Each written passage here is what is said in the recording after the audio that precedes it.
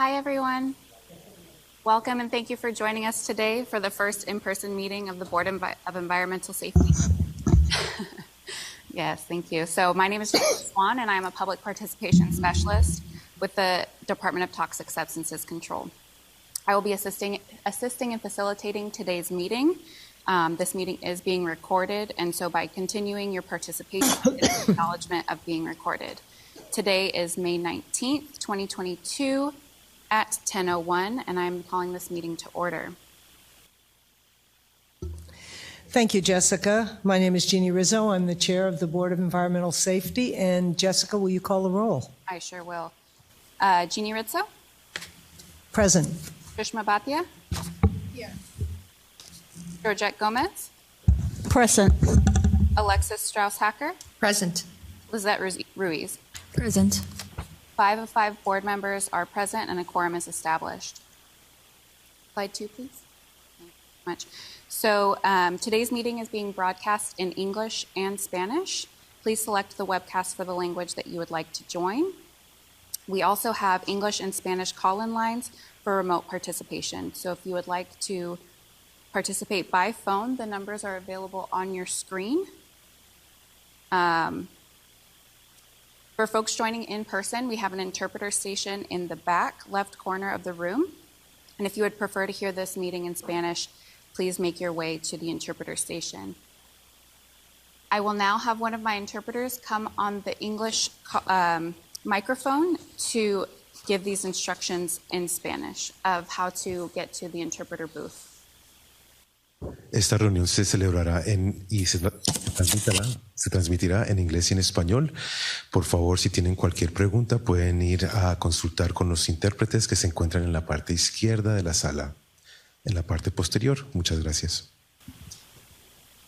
Thank you so much to Samuel, and thank you so much for Ileana for being our interpreters today. So, next slide, please. Thank you. So please look around you and identify the nearest 2 exits to where you are located. In the event of a fire alarm, we are required to evacuate the room. So please take your valuables with you and do not use the elevator. While staff will endeavor to assist you to the nearest exit, you should know where to find the nearest exit door, and they're located on the ceilings around the room. So drinking fountains and restrooms are outside the doors and to the left past the glass sculptures, and then you will see them on your right as you head through the hallway. All right, so meeting materials are available in English and Spanish on the BES website at bes.dtsc.ca.gov, as well as we have physical copies at the table that you checked in on. Next slide, please. For folks joining us in person, if you would like to make a comment during any agenda item, please complete a comment card and pass it back to a DTSC employee. Comment cards are located on the check-in table at where you signed in. If you have joined by phone, please press *1 to join the queue and during the agenda item that you would like to provide comment on. And please provide your name and affiliation at the prompt. You can press *2 to withdraw your comment. Also, if you would like to express your comment by email or in writing, you can email besinfo@bes.dtsc.ca.gov.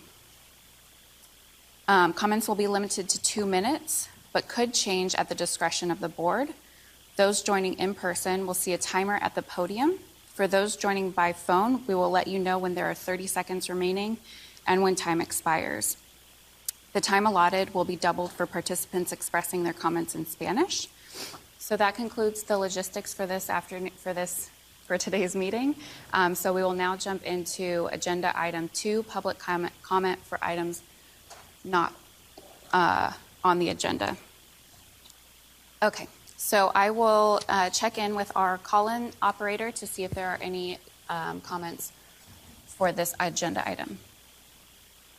If there are any public members who would like to comment that have joined us today, you can fill out a comment card and pass it back to a DTSC staff person.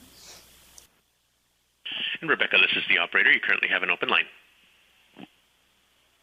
Okay, so I should speak? Yes, ma'am. Can you please state your name and affiliation for the record? Absolutely. Good morning, everybody. My name is Rebecca Overmeyer Velasquez, and I am with I am the coordinator of the Clean Air Coalition of North Whittier and Avocado Heights. I'm not sure how much time I have to speak. Is this a 3-minute duration? Yes, 3 minutes is fine. Okay.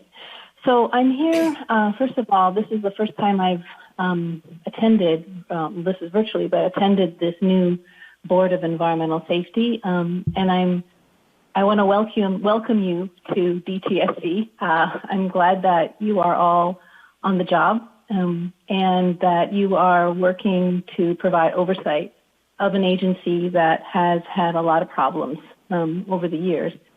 We in our community in Southeast LA County have been working very closely with DTSC over many years on the issue and facility that you may all know, which is called Commenco, now called EcoBat. It's the last remaining secondary lead smelter west of the Rockies, west of the Mississippi River, since Exide was forced to close.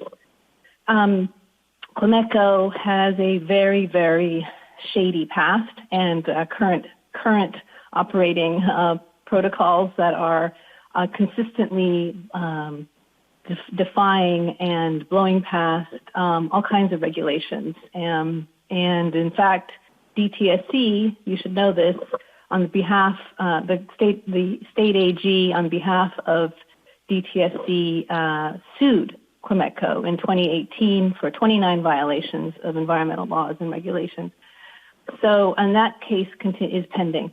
They're working on a settlement, but it's been an ongoing problem. And that's just the tip of a very bad iceberg of violations of regulatory laws for many, many years. Just 2 years ago, SCAQMD fined Commenco $600,000 for emissions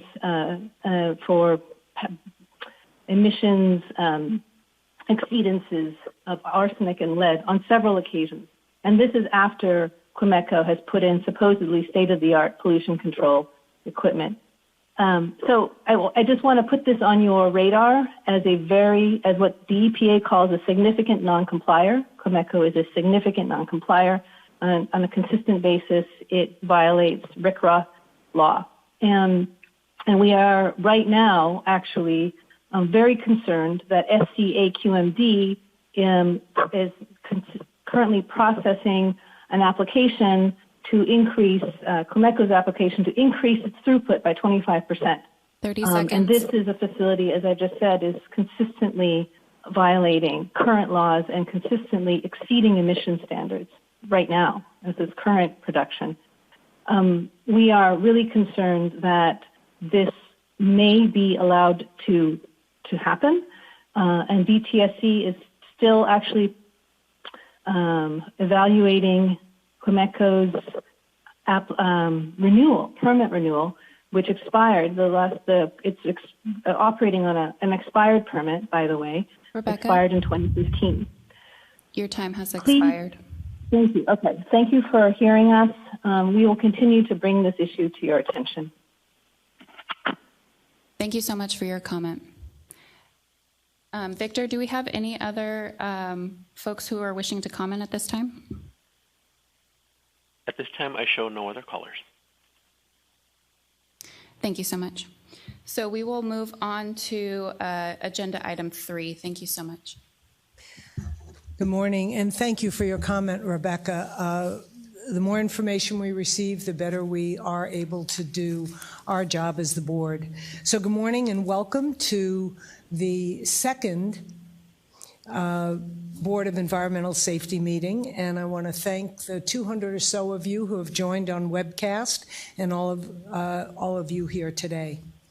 For those of you new to the role of the board, we are mandated by legislation, supported by Governor Newsom's administration, and heartily welcomed across all of Cal EPA and the Department of Toxic Substances Control. But most importantly, we are answerable to you. We fully appreciate and accept this righteous mandate to focus on communities who have been long raising their voices in concern and complaint, and we will be developing an Office of Ombuds where we will be able to even hear that even more actively. Governor Newsom's administration and the California Legislature committed to righting the historical wrongs by creating a clear and funded path for Cal EPA and Dtsc to do the necessary work to achieve that goal. Our mission at the Board of Environmental Safety is one of ensuring oversight and fully engaging in partnership with Dtsc and the communities who have borne the burden of toxic exposure, of listening and learning and taking actions within our remit to ensure that we right those historical wrongs. And we hope, we expect, we promise that with each passing year, we can look back and see significant progress. As importantly, we will advocate for the resources necessary for the department and the board to accomplish our mandate. To that end, please continue to provide us with your wisdom and express your concerns, whether it's at public meetings or via email or phone calls. We want to hear from you. I'm morphing Agenda Item 3 and Agenda Item 4 together, so we're talking about my opening remarks and also what the agenda will look like. While we have not yet set up a formal process, nor are we yet staffed to respond to all those comments and emails, we ask you to be patient. But today I want to address some of the ones that we've received by email and in public comments at the last meeting. There was a comment regarding our attention to public health. Many of you know that the organization I served previously was sponsor of the California biomonitoring legislation, as well as Green Chemistry Consumer Products Program. More importantly, every member of this board holds that human health is a priority. It's our mandate and it's in our core. As an aside, each of the board members was biomonitored by OWIHA for the presence of an advocacy gene. And I'm happy to report that everyone passed. We all have it, so we're all here to be advocates. We were born that way, raised that way, worked that way. So please bear in mind that we are here with that spirit. We're scheduled to meet through the end of this year in public webcast with call-in options for comments. We're open to many of the suggestions you've already made about the timing of our meetings, and we'll align them to align what's possible with the available support staff. We're also asked to consider the idea of monthly meetings, evenings and weekends, more convenient times, and those options are on the table for us. All options are being considered as we work through our process and our budget. We heard from community meetings members rightfully concerned with sea level rise. We will address that later in the agenda when we discuss board member priority areas and assignments. We were asked to report out on the 22 sites that have been designated priorities within the Cleanup in Vulnerable Communities program. Those will be posted on the DTSC CVCI website and linked to ours within the week or two. So please keep your eye open for that. You will be able to see that list of 22 sites. They include the facility, the location, the EnviroScreen score, a summary of the site, is it a dry cleaner, metal plating, information that will be useful to you. For those not familiar with the scoring process, Cal EnviroScreen is a mapping tool that's available to all of us. You can go on Cal EnviroScreen and look up your own tract. It's a tool that helps identify California communities that are most affected by many of the sources of pollution and where people are often especially vulnerable to pollution's effects. It further uses environmental, health, socioeconomic information to produce scores for every census tract in the state. The mapping allows for comparisons and decision-making in terms of the highest burden. So it's a very important tool for consideration when those sites were selected, and you'll hear more about that from DTSC. In response to the suggestion of utilizing resources outside of the permit appeal process, that we will review. And as you all know from the last meeting, the first permit appeal was submitted to us regarding Commenco. And we're exploring all options. But there's a section in today's agenda that I hope you'll participate in where we talk about workshopping the permit appeal process in August.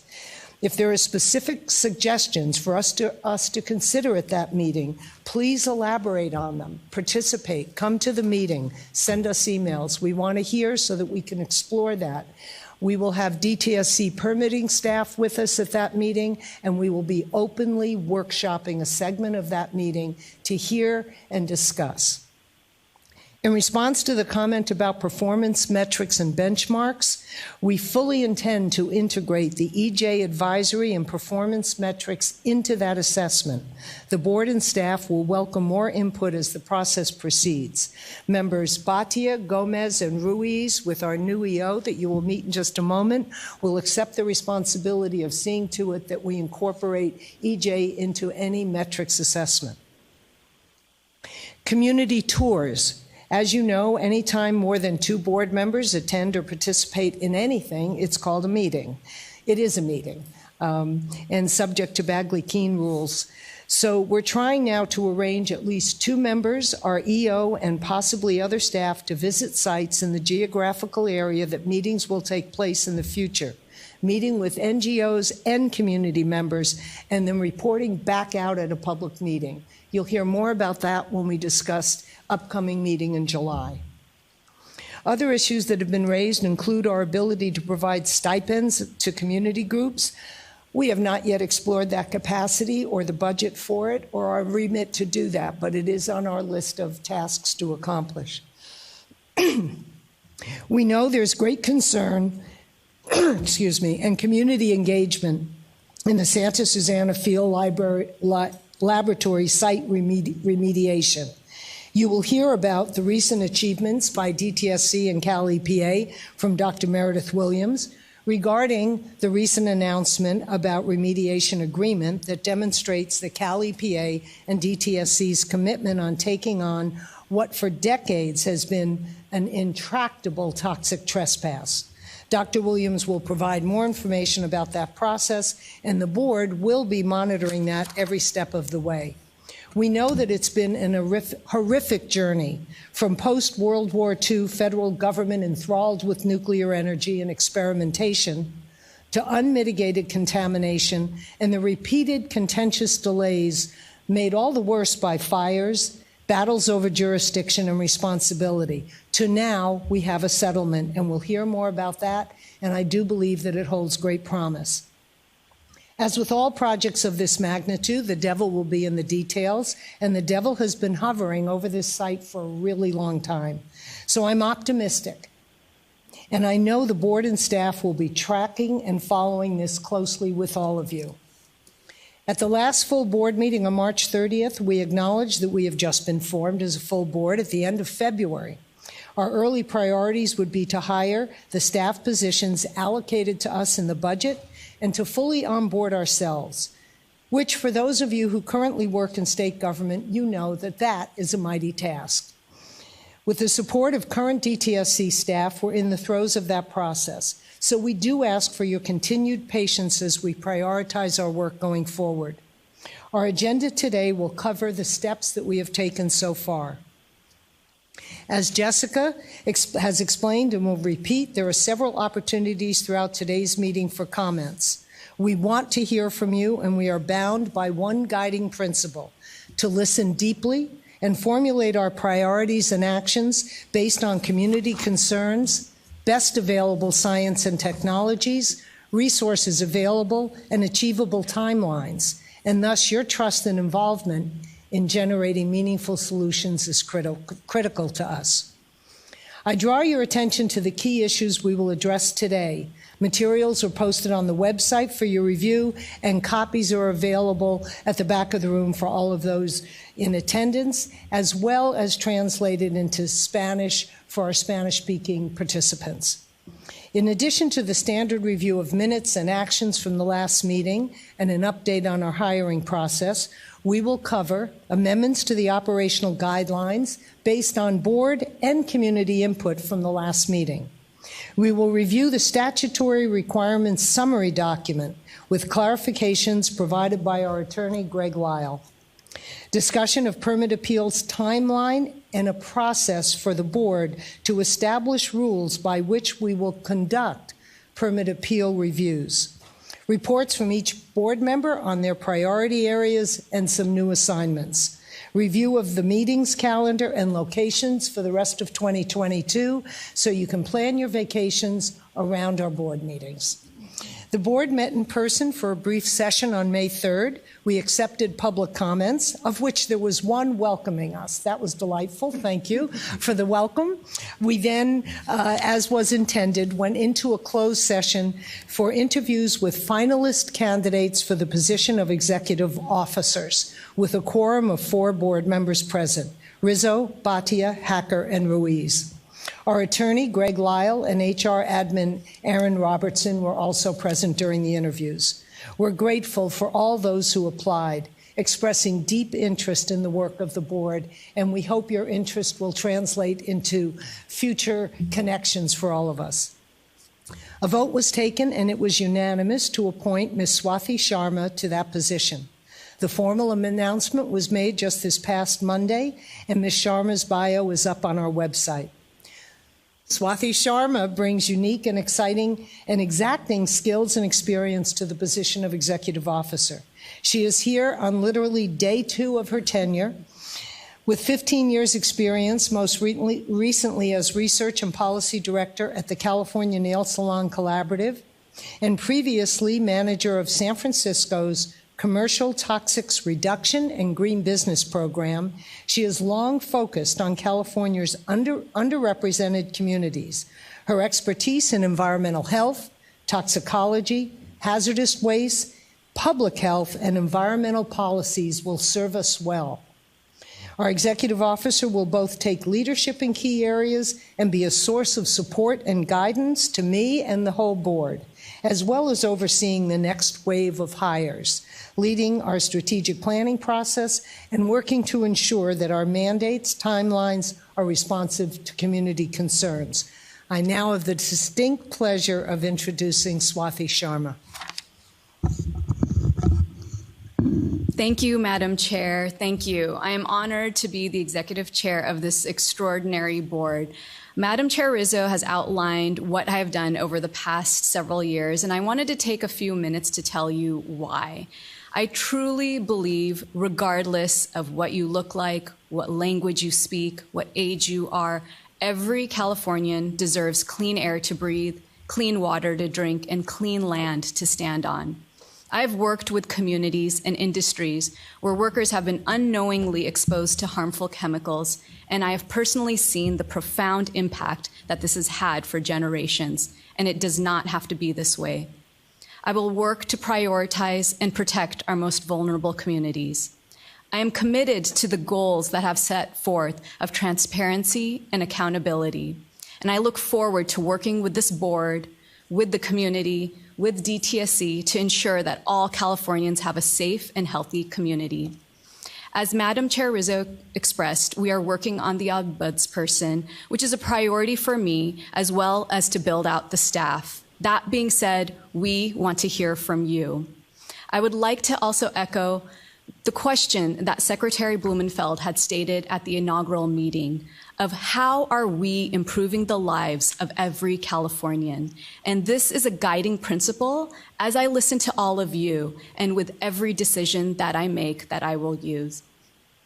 As I was walking the halls of this Cal EPA building, there is a Native American proverb that is hanging on the banner, which was so powerful to me as I read it. It said, "We do not inherit the land from our ancestors, we borrow it from our children." And I will work hard to ensure that we create a healthier, cleaner California, not only for our current community, but also for future generations. Thank you. Thank you, Swathi. I think for those of you here, I'm seeing the smiles. For those of you 200 looking in, I hope you're all smiling. We are really blessed and fortunate to have Swathi with us, and welcome again. And now it's again, my distinct honor to welcome the Director of DTSC, Dr. Meredith Williams. Thank you, Chair Rizzo. And welcome to those in attendance here and online. And welcome all of you to your first in-person board meeting. I'm myself very excited. I know I can speak very clearly on behalf of the Secretary, who is also just thrilled. This is the board that was envisioned when we undertook reform efforts last year. This is the board that was assembled with, powerful, experienced, passionate women to meet the objectives around transparency and accountability, and to bring a breadth of expertise to bear, to support the work of the department, to support the needs of communities around the state, and to push forward for environmental protection. And so, as I look, it's a nice view. Let me just say, it's a nice view down the row, just to know the breadth of skills, the tremendous experience you're bringing to this work. We need it. Reform didn't happen on the basis of one person. It happened with everybody. It took everybody to get that through. It took everybody to get a commitment to put a board in place. And now it's going to take everybody to make this board successful. And we at DTSC are part of the everybody, and we look forward to working with all of you. And of course, we have seen already your energy, your enthusiasm, your frankly just chomping at the bit to get down to work and to make things happen. And we want to make sure you have what you need in order to do that, because the work is urgent. I think you're already, Chair Rizzo talked about some of the comments you're getting from communities, some of the needs they have that they want to have addressed, and your role in helping to make that happen. And obviously you've been very hard at work because you have chosen an executive officer. Swati, welcome to the family. I look forward to partnering with you. I look forward to partnering with the entire board. I want to just take a few minutes. You have a full agenda, so I'm not going to talk too long, but there's a lot going on in the department, and I do want to highlight a few things. First of all, we have our own comings and goings. Grant Cope, who served as the Deputy Director for our Site Mitigation and Remediation Program, our cleanup program for more than 3 years, has been snatched up by US EPA, and he is a senior advisor now to the administrator. And we are thrilled for him, and it is our loss. And so the governor's office is working hard to find a replacement for that position, and a replacement that's congruent with the objectives of the reform, with the direction that we have been working with. We are on a path in this department. We are on a course, and I'm going to call her out. My chief deputy and I have worked hard to really set that course, and with every step I feel that course getting truer and truer, and we need a partner in the new deputy director who will continue to keep us on that course, and that is to engage with communities deeply and in new ways, and to use the best available science at all times, and to use our legal authority as a regulator, and to fully embrace that role in all we do. And if that means we enforce in ways that we haven't enforced in the past, we will do that, because that's what's needed. In addition to Grant's departure, I would be remiss if I didn't tell you that we have a new deputy for our Office of Environmental Equity. And in case you're not familiar, our Office of Environmental Equity is it consists of our environmental justice program, our tribal affairs work, and our public participation staff with whom you've worked so closely. And her name is Ivana Casares. Ivana, you want to say hello? Ivana comes to us from the city of Oakland, where she was the director of public engagement for the city. And she has been here barely a month and has had a tremendous impact already. Her approach to engagement is deep and strong and creative and up-to-date, modern and strategic and tactical. And I hope you get the idea. again, she has already impacted us in the course of a month, and I know you will start to see the outcomes of that impact as the months unfold. As with all we do, I use our strategic plan as our guiding light. And so I do want to report out on our strategic plan, and we are about halfway through the strategic plan. It runs through 2024, and we have, we have the 5 goals. I know that all of you are familiar with the goals, so I'm not going to run through them again, but I will mention 2, which is strong partnerships and environmental justice. And it's a halfway point, and so it's important that we take a moment to assess where we are with that strategic plan. How much have we been able to accomplish? And what do we need to do to make sure that the work of the strategic plan actually gets us to our goals and our objectives? And so with that, we are very close to completing a refresh on our strategic plan. And what we've done is we've gone through, looked at what actions that we outlined have been completed. And I'm pleased to say that 48 of our prioritized actions are completed in their entirety, and then there's another 10 that are completed, but they're ongoing. In other words, it's a new way of working in a particular area. And so then the question becomes, have we moved the needle? So, we're not about checking off the list and being able to say we completed 60 actions. We're about, does that get us closer to our goal? And that's what the refresh is about. It's about assessing that, making adjustments where needed. We have found opportunities, for instance, to consolidate some of the work within the plan, because there are synergies across the goals, synergies across the prioritized actions, and so bringing increased focus and making sure that that we're doing things in a way where we're not we're not having duplicate efforts. We're making the most of the work that we're doing. So very pleased for that, and perhaps next time around we can report out on the refresh. We'll see how that goes. In the meantime, I would like to take a minute to talk about our key performance indicators. For those of you online, the key performance indicators are available on our website. Unfortunately, I can't quite read the URL right now, but we will make sure to post that on the Board of Environmental Safety webpage so that you have that. Access to those key performance indicators, or KPIs. Those KPIs are updated on a quarterly basis, and so I'd like to take a minute to report out on the third quarter's performance.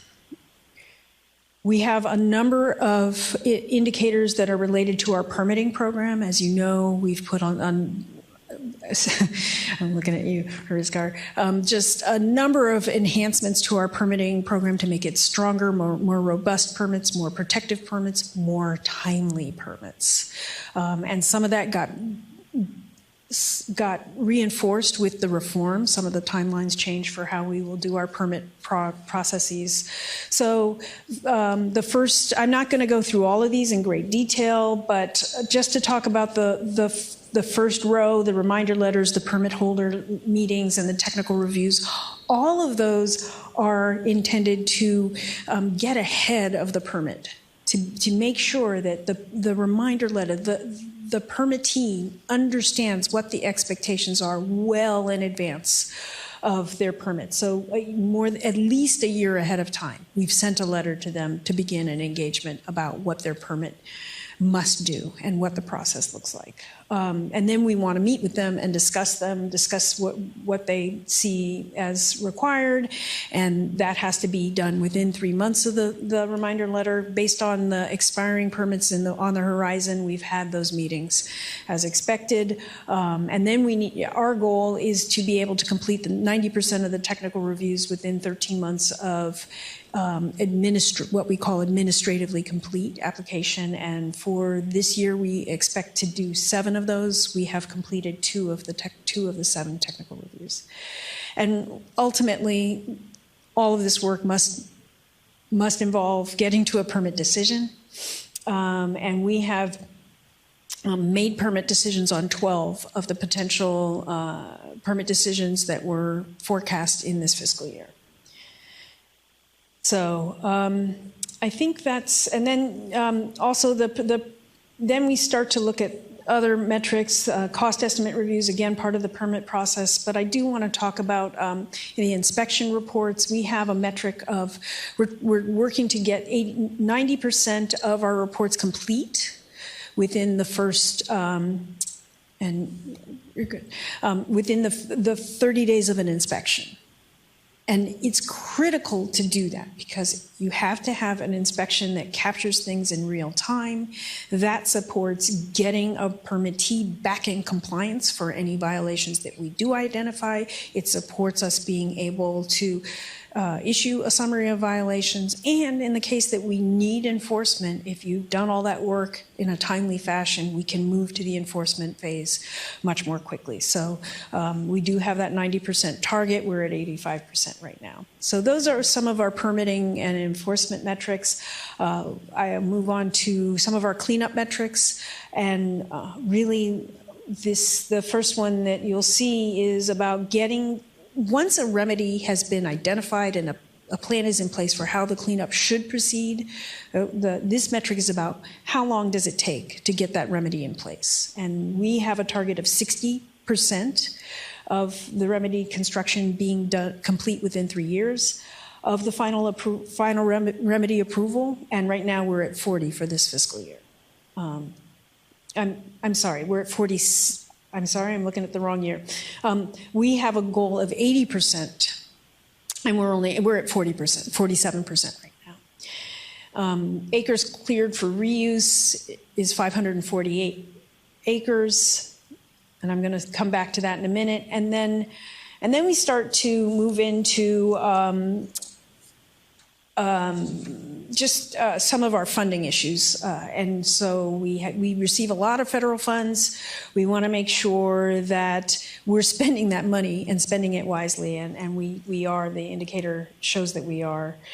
We want to make sure that we're granting at least $1 million to fund cleanup of properties by the end of the fiscal year. And we have eclipsed our target of $1 million. We're at $1.98 million. The last two that I'll mention are our environmental chemistry lab supports every program that we have. And this number of 732 analytical tests really doesn't tell the whole story. They do a tremendous amount of work for us.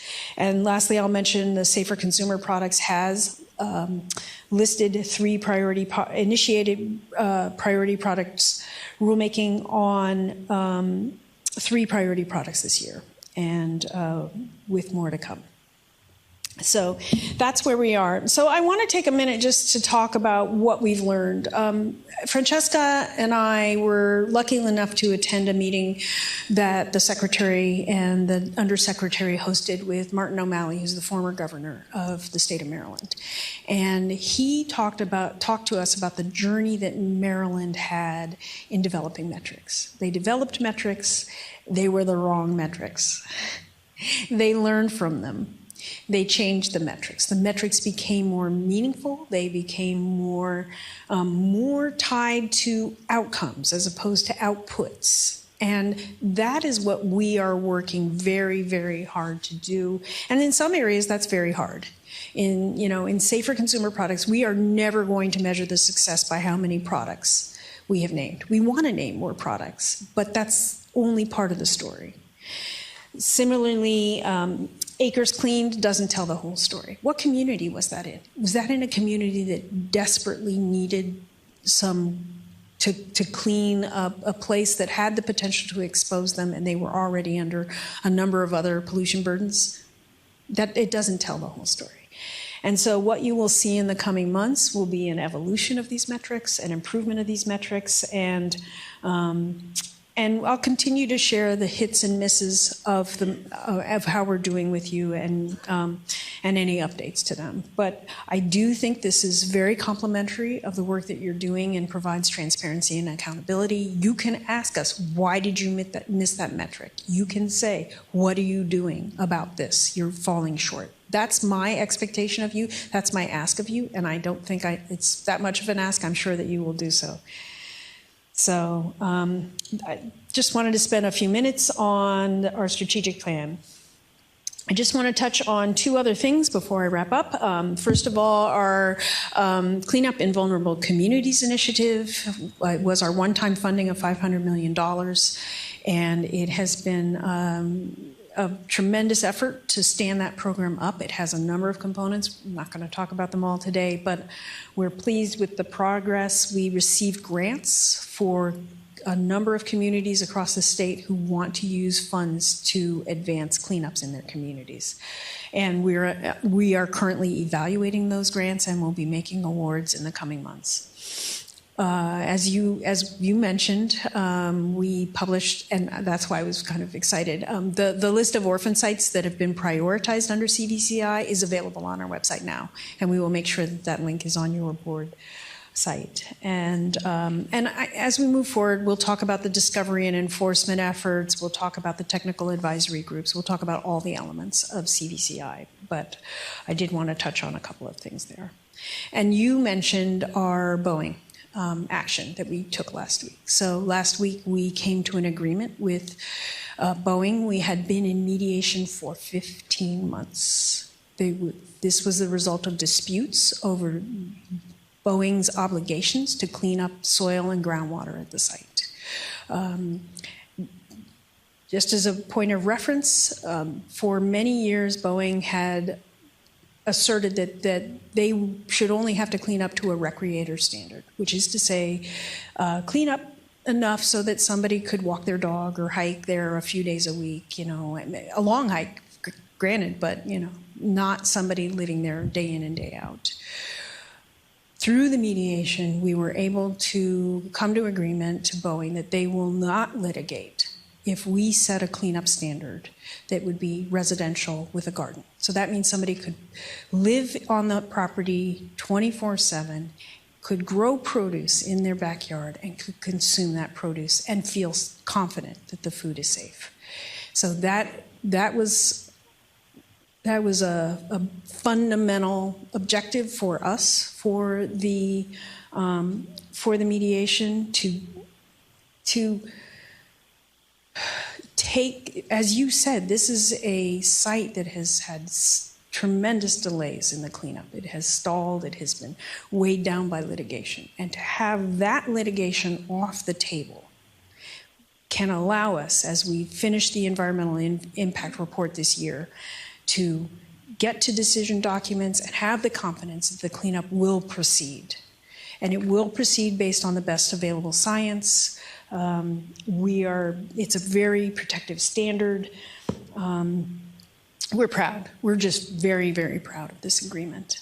We will talk to the community on June 2nd. There's a public meeting, again, to provide some transparency, and we'll continue to report out to you about any outcomes and progress, not just on the Boeing work, but the work of the other responsible parties, that is the Department of Energy and NASA. So I could go on, but you have plenty of work to do, and I want to let you get to it. So thank you for the opportunity to speak to you today, and I look forward to future conversations. Thank you, Meredith. It's amazing to actually be here all together in person with all of you. And for some of us, it's our first time meeting each other in person and to all be together with you. So thank you for that. And it gives us another list of things to pay attention to. And I thank you for that, as always. And I do want to say that the access and support that you've provided and that Francesca has provided and the rest of the team, it's been a 24/7 availability. So for those of you who've asked, what's it like? I will tell you, they're a text, an email, a phone call, a request away from responsiveness. So thank you for that. Madam Chair?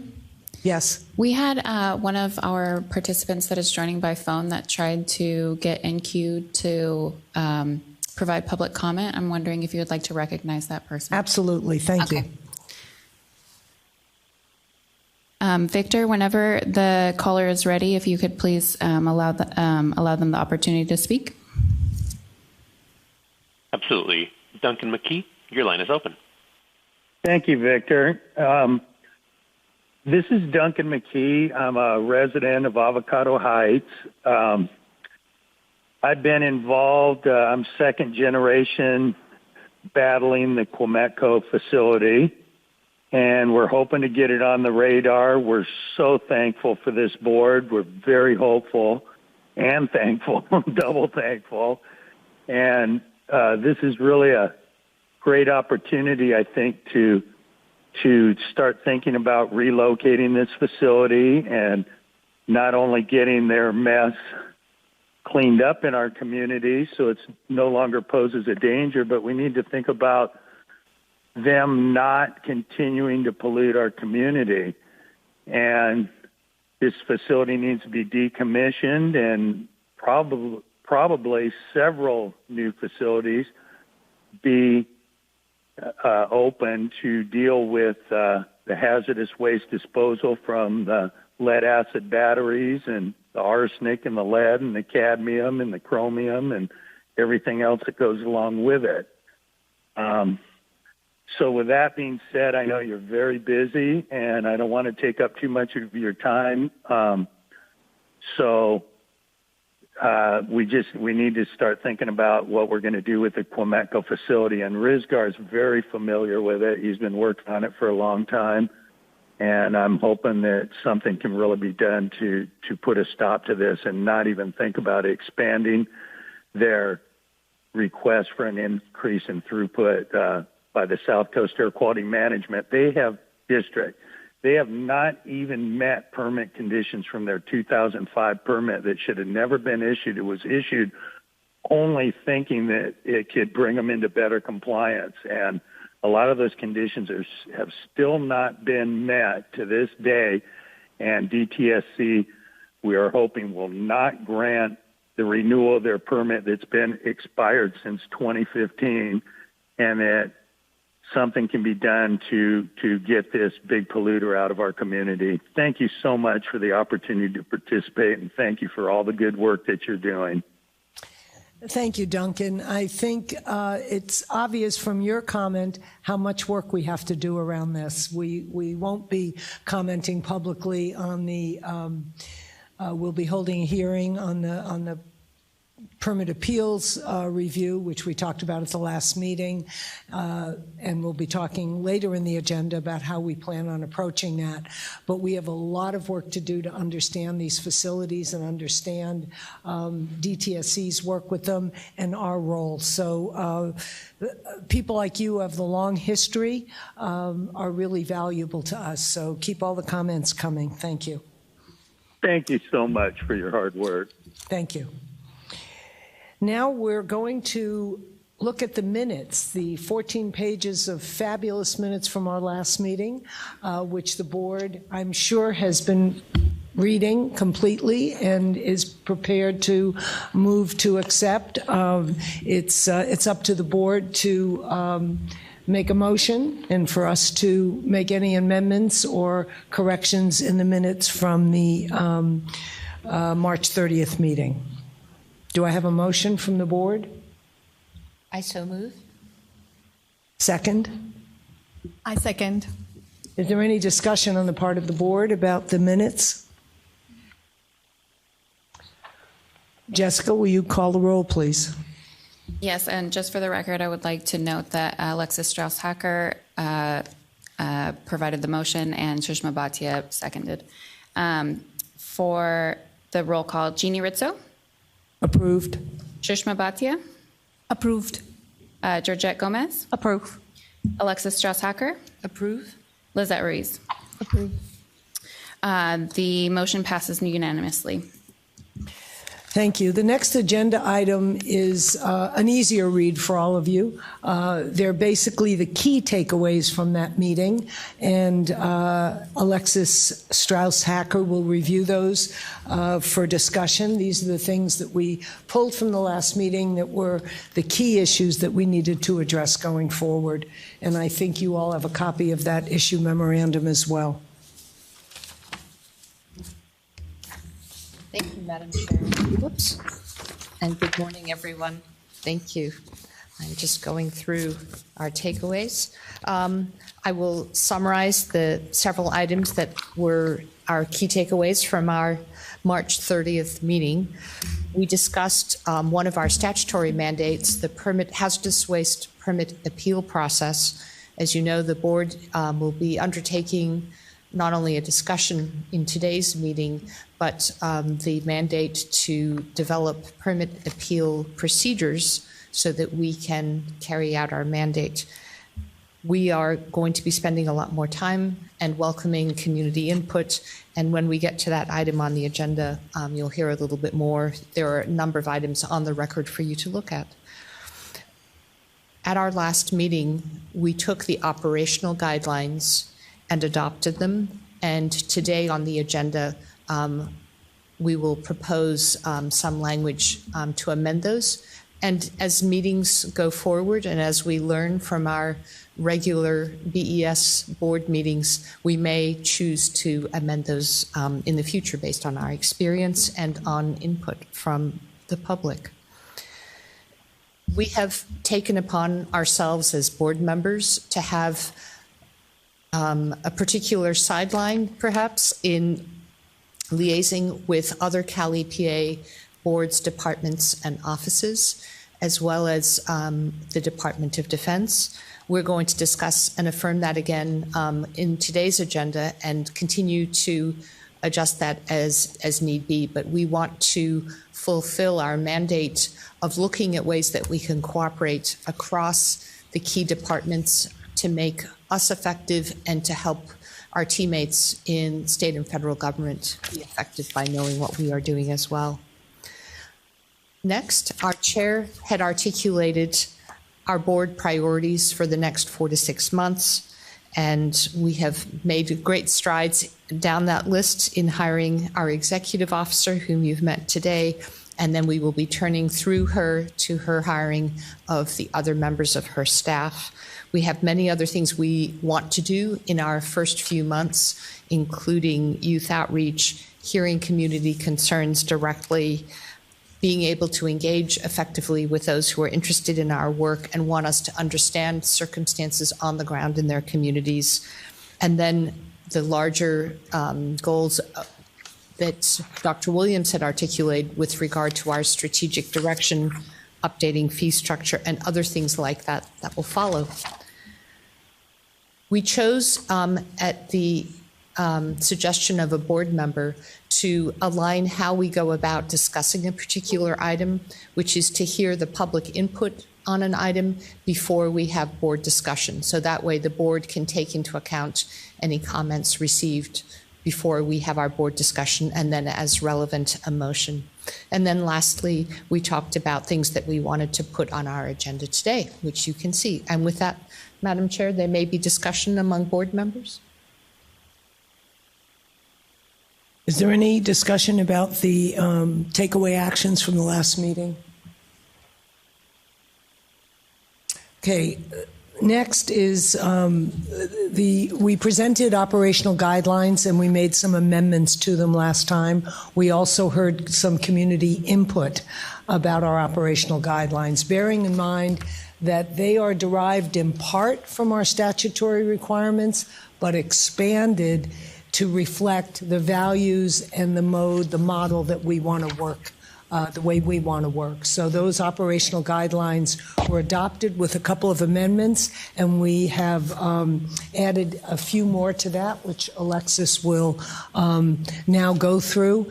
That hold us to it. Our operational guidelines are something that we should all have imprinted in the back of our mind as to how we're going to work, why we're going to work, how we're going to approach this, and all, of course, The overriding principle is listening and civil discourse. So that's our intent going forward, and we're going to operate that way. So, Alexis, do you want to add the changes? I would like to. If I could call your attention to our document, the recommended operational guidelines. I had just mentioned that we might, from time to time, choose to amend the language. At our March 30th meeting, we had received public comment with a few suggestions, and we have taken that into account. Accordingly, when you may look on what for me is page 3, but item 7, the board member code of conduct, we want to recognize, for example, other than consistently referring to our board as the California Board of Environmental Safety, which is one just text amendment, but under item M, in response to a public member's recommendation, that we be clear about our responsibilities, our financial responsibilities, among other things, the financial obligation per se, enumerated in the statutory requirements. You can see under item M that we have added language, just one sentence that says, the state of California financial responsibility and conflict of interest requirements apply to all board members. The next change is an important change, and it comes as a new item 11, which is with regard to permit appeals, the ex parte communications. You will find, I think, with any state agency doing this kind of work, that there are requirements on how we communicate and are communicated with in carrying out our business. And therefore, the language you may see that is up, if we scroll ahead to that, new item 11, you will see that we are proposing to add a couple of paragraphs about the prohibition on various kinds of communication with board members about specific issues pending in the permit appeal. And I would be happy to get into that further as you may wish. But it was an important addition. We have just one other minor text. Alexis, would you read those out, please? I would be glad to. Significant, and I think it's important that they be heard for those who may not be following along as readily. We're adding a new item 11, and the item is entitled Permit Appeals, Ex Parte Communications. The first paragraph reads, the board shall conduct permit appeals in accordance with a process to be developed by the board, as may be specified in more detail in that process. While any permit appeal is pending before the board, there shall be no communication, direct or indirect. And then two pieces, A and B. A reads, to any board member from any party, party representative, or interested third party about the specific issues pending in the permit appeal without notice and opportunity for all parties in connection with the permit appeal to participate in the communication. And then B, to any party, party representative, or interested third party from any board member about the specific issues pending in the permit appeal without notice and opportunity for all parties in connection with the permit appeal to participate in the communication. And we wrap up this new section 11 with one big sentence. This prohibition applies to all communications with board members about the specific issues pending in the permit appeal, including but not limited to communications at board meetings, unless such communications occur during a noticed hearing on the permit appeal. By adding that proposed new item 11, as you see on the screen and may be able to see as well, we therefore bump the remaining parts of our operational guidelines to be properly enumerated and followed. So the next one, general delegations, becomes item 12. Executive officer reports becomes 13. Evaluating the executive officer becomes 14, and so on. Those are the main changes before you. And thank you. And I want to acknowledge our attorney on loan from Dtsc, Greg Lyle, who worked with us on that language. So thank you, Greg. it sounds very lawyerly, so I felt like it was important to acknowledge written by a lawyer. Is there any discussion or comments from any participants, the public, on the operational guideline amendments? Would be interested in hearing your thoughts on that. Madam Chair, if I may, in addition to that very serious and substantive item, I had a somewhat frivolous editing suggestion, and I wanted to test out board members on this particular matter.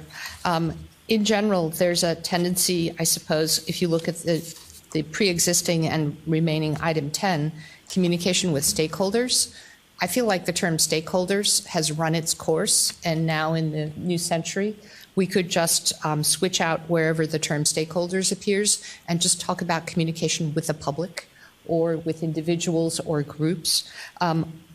It was not appropriate for me to make those text changes without bringing it back to us for discussion. So I'd be interested in the board members' views on just that particular kind of word substitution. So we'll hear from any public comments, and then we'll have board discussion.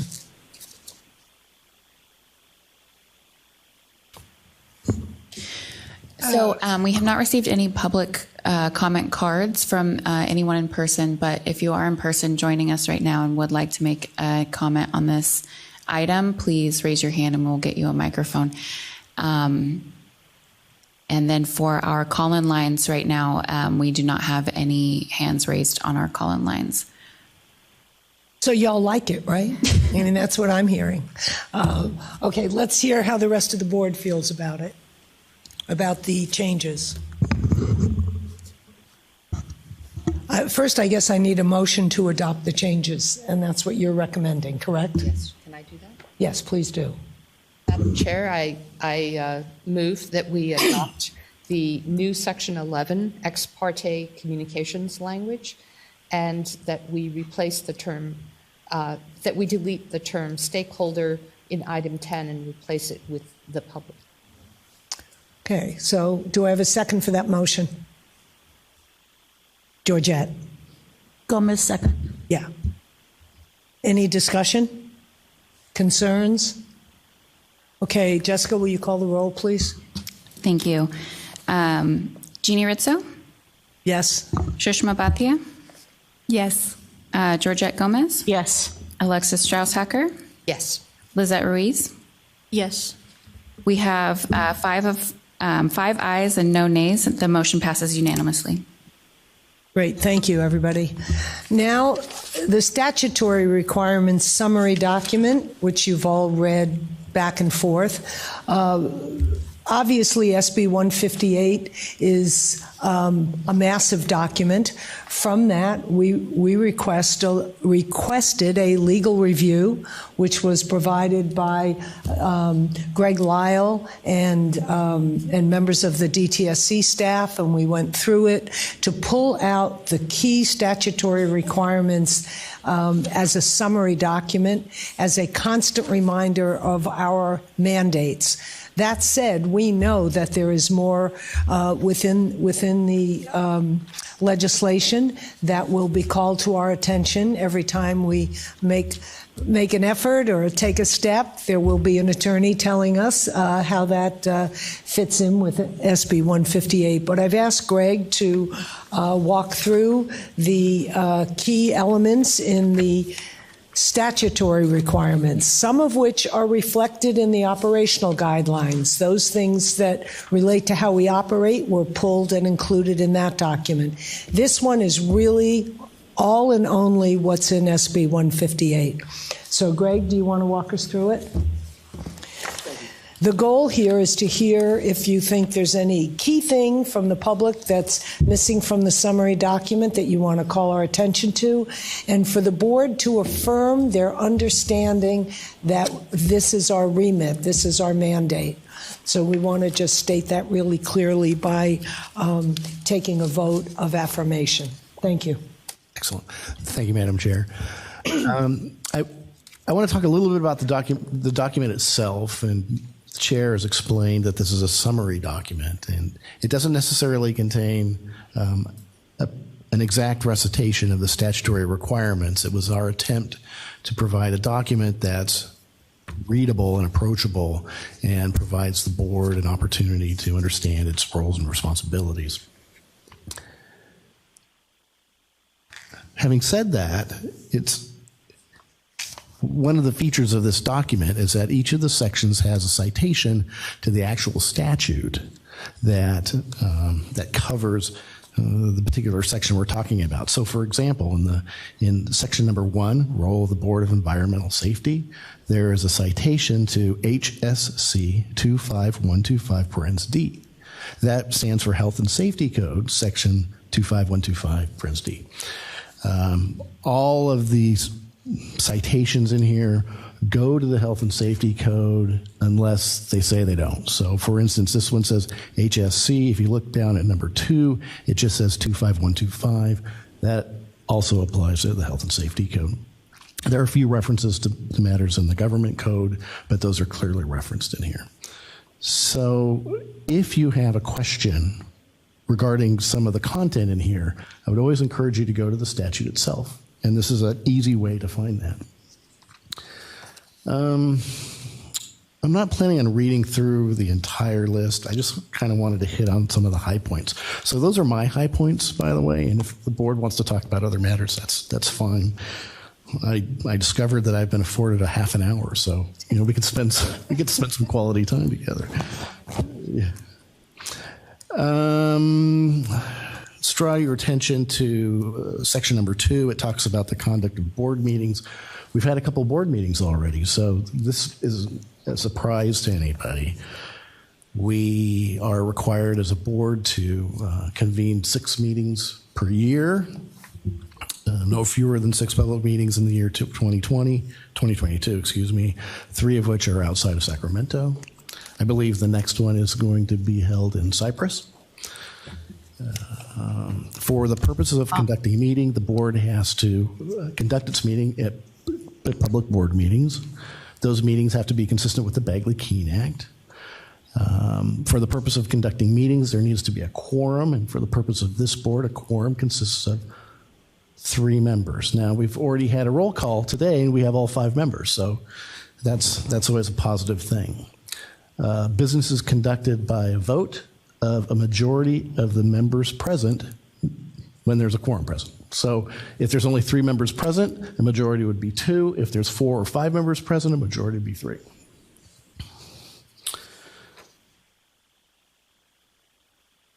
Section number 3 talks about board members. You all know that probably as well as I do, but we have 3 members that are appointed by the governor, 1 appointed by Senate rules, 1 appointed by the Speaker of the Assembly.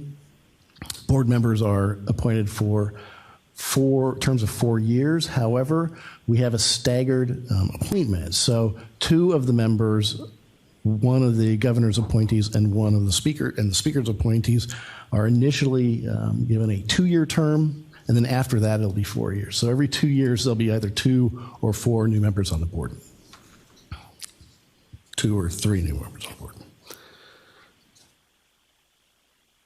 Section 4 talks about board member code of conduct, and those rules are pretty much spelled out in the operational guidelines. So we don't really need to go over those. Number 5. So number 5 says that the board members can participate in conferences and other events on matters within its subject matter jurisdiction. I would remind you that the Bagley-Keene Act is something that is always going to be present with you. Even after you leave these doors and go to other people's meetings, the Bagley-Keene Act still applies to you. So if there are 2 or more people at one of these events, you need to be very cognizant of the Bagley-Keene ramifications. You also need to think about Form 700 issues in the event that you're being provided lodging or travel or any of those matters. So your obligations as a board member aren't just limited to this board space. And it's really important to remember, because now that you're a board member, you're always a board member, and you need to be thinking in terms of Bagley-Keene thinking in terms of Form 700 obligations.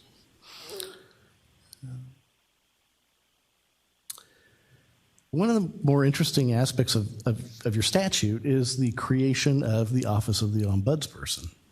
And that's discussed in item number 7. My understanding is that there is an active recruitment going on right now for that role. The statute defines some of the duties, which are to receive complaints and suggestions from the public, to evaluate those complaints, to report on findings both to the director and to the board, and to also provide assistance to the public when necessary. I think that's fascinating. I think it's going to be a very useful tool for the board. Now, one of the powers of the board is to promulgate regulations. And I know we're going to discuss that a little bit later in the meeting, but that's a very significant task, because when we talk about rulemakings, we're really talking about promulgating regulations. And once they're finalized, once they're approved by the Office of Administrative Law, they have the effect of law, and you can hold parties accountable to those regulations. So it's a very serious undertaking. We've been afforded the ability to pass our regulations pursuant to what they call an emergency rulemaking authority, and that is essentially an expedited way to pass regulations. And it should cut the time to pass those regulations probably in about half. So that's actually a significant benefit to the board, because it really does expedite that. And remember, the thing about the regulations is once the board is up and operational, once you have a full staff, and you decide that maybe we need to change our operations or how we've passed, our past regulations, they're still subject to change. You can change them as a board. That is your prerogative as a board. And since you have an emergency rulemaking authority, that can be helpful. Let's see, Section 9 talks about talks about reports to the legislature. 10 talks about a report to Cal EPA. Section 11 talks about something that's very relevant today, and that's about the board's ability to hear permit appeals. That's one of the things that will be front and center for our rulemaking, or the procedures as it relates to those permit appeals. In addition to the permit appeals, another one of the significant responsibilities of the board is to set fees to support DTSC activities.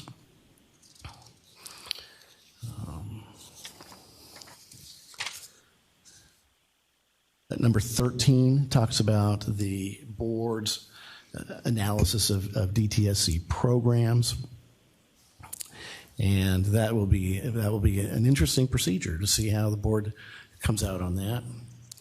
The board shall also help develop goals and metrics, priorities for DTSC. That's in Section 14.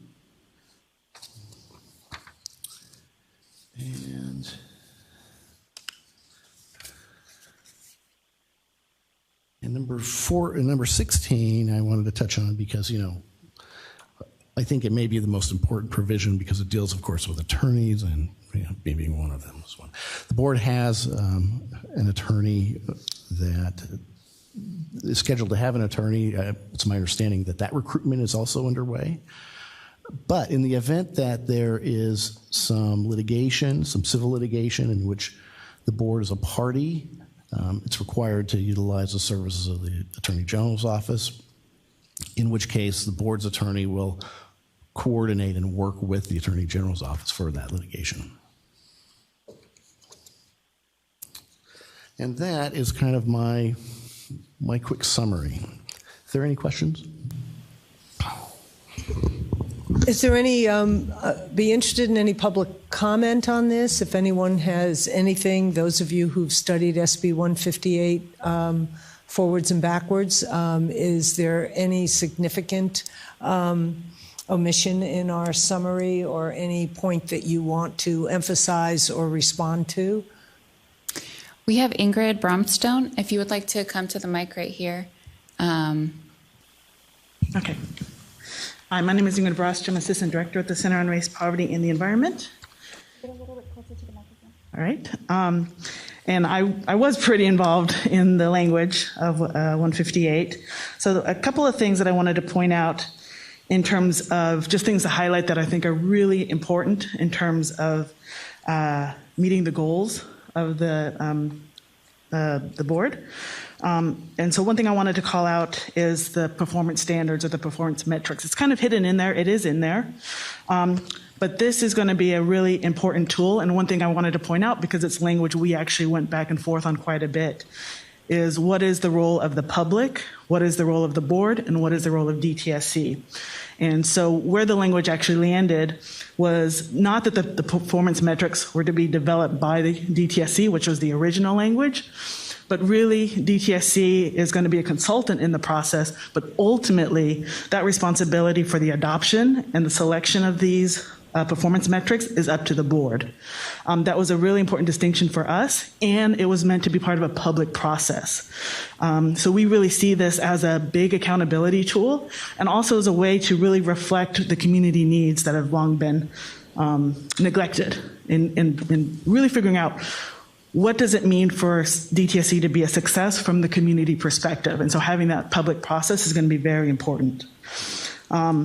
Something I did not see in the language, it was actually further back in the bill, I think it was part of the funding proposal, is not only was there language about a subcommittee for environmental justice, but actually an advisory body, an EJ advisory body. So that was part of the bill package. And our hope, I think, was that the board would be working really closely with this environmental justice advisory body, something like the EJAC that the Air Board has. So that was what we envisioned. And so there would be a really close communication between the board, perhaps the performance metrics, and this body led by maybe, and even in combination with that subcommittee. So that was also something we envisioned. What was really important for us in this, and really figuring out how this board should work, are what are those accountability mechanisms? Because it's not exactly independent from DTSC, but we want this to be an accountability body. And so the things that I want to call out there are, again, those performance metrics, also the reports to the legislature and the Cal EPA. So this is going to be a check and balance, so the legislature is continuing to be involved. So that is also something that we asked to be included in the bill. And then the last thing is the performance review of the director. So again, this is something we asked for to be included to try to increase that accountability tools. So just wanted to point those things out. Thank you. Thank you, Ingrid. And it was your comment last time that inspired some of the work that we did on the operational guidelines. So thank you for that. And I would be interested in if there are any other public comments or board discussion about some of the comments that Ms. Bostrom made.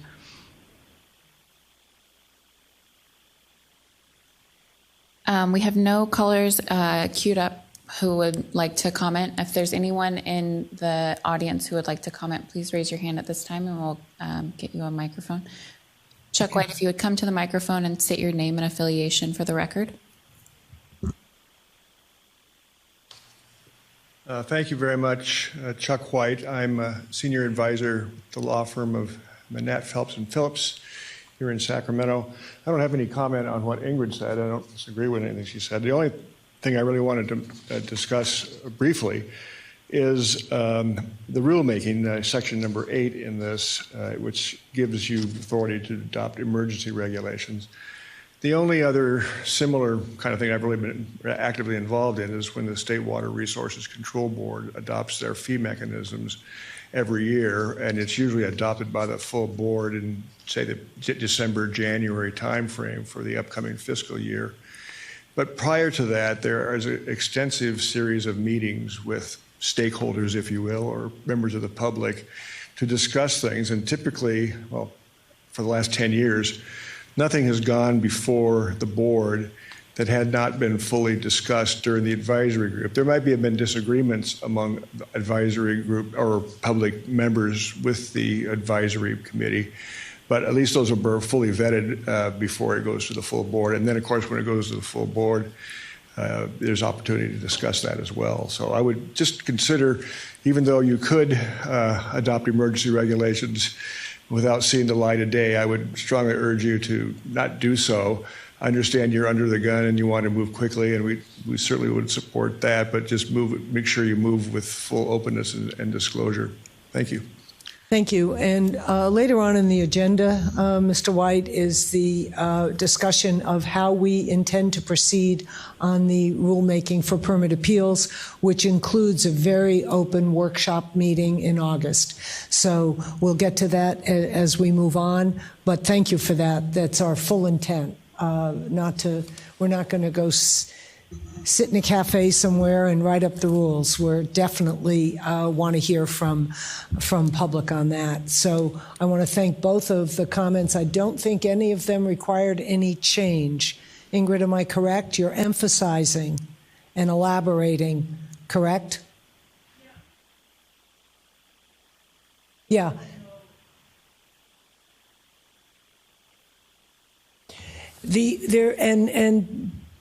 Georgette, do you want to comment on that? Because you've already started to think about that in terms of the relationship with EJ and metrics. So Sushma and Georgette are going to marry those two things together. We've already identified that, but please elaborate. Yeah, I definitely have identified it. So thank you for lifting that, that important requirement. I do want to emphasize the clarity that I think Ingrid is mentioning in terms of this particular agenda item. I do not recall, and I was trying to look it up really quickly, but just for clarification, do we currently right now have reference to the advisory body? And if not, we should include it, because I think that's what's being asked. I'm sorry, maybe I ask the question again so I can try to understand and maybe get some help. For the purposes of the agenda item, in terms of the summary that we currently are taking up, are we making reference to the advisory? And if not, I think that's the intention of Ingrid, just to make reference to it. Make reference to an EJ advisory. Correct. Right, yes, and that I know that's our intention, and that's, yes, it is the intention that we are, but just for the purposes of the item itself, in terms of the summary that we're hearing from Gary, I don't remember seeing it. Madam Chair. So just Gary, yes, thank you. Okay. Yeah, that's provided for in Section 6. Okay. Which talks about the board forming advisory committees. Right. Okay. Thank you, Gary. Yeah, that's all I wanted to know. So yes, it is true that our intention is to form the advisory and to work closely with us. Also want to acknowledge that our intention is to, as we're moving forward, we will be creating and facilitating the standards and creating the matrix that will be influencing how we operate. So that will be part of our process in which we're going to have future discussions. Right. If I could just clarify. So in the bill language, there's actually two sections. The first one, which is here captured by Ingrid, really quickly, can you restate your name and affiliation for the record? Ingrid Brostrom, Center on Race, Poverty, and the Environment. So there is this advisory committee of its membership. So I took that to mean the membership of the board. And then there's a separate section in the bill that talks about an EJ advisory body. And our thinking was that there could be some board membership on that advisory committee, but number 6 itself talks about just committees of its membership. So I think that could be confusing. Thank you for that. Do you have any clarity on that, Greg? Thank you, Ingrid. So our intent whether it's, we have statutory mandates, and then we have mission goals, values, principles that are driving us. The whole idea is to integrate that. So both Georgette and Lizette, which are our subcommittee on environmental justice, will address that. Do we have any other comments to clarify that from any of our other staff, or no? Thank you. Any other comments? Alexis?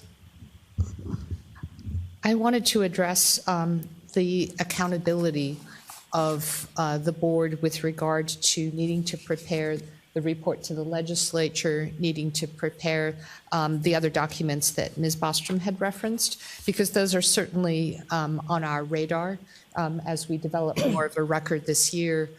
We still, I would just say personally, it's not entirely clear to me the due date of those various matters, and in going back through the statute, it, I think, is left open. We just need to align with what makes sense, and if there's any particular DTSC for submittal to the legislature, for example, where it makes sense for the board to capture where we are at that time, we should just do it in a way that makes sense with DTSC. But I just wanted to point out, for benefit of those participating today, that the particular due dates of those reports is not yet Well, fixed. there's actually one just came across my desk yesterday. I haven't had a chance to tell you about it. August 3rd, I've been asked to report to the legislature, which is a year after the formal approval of the board. That said, this board was not formed in its entirety until the end of February.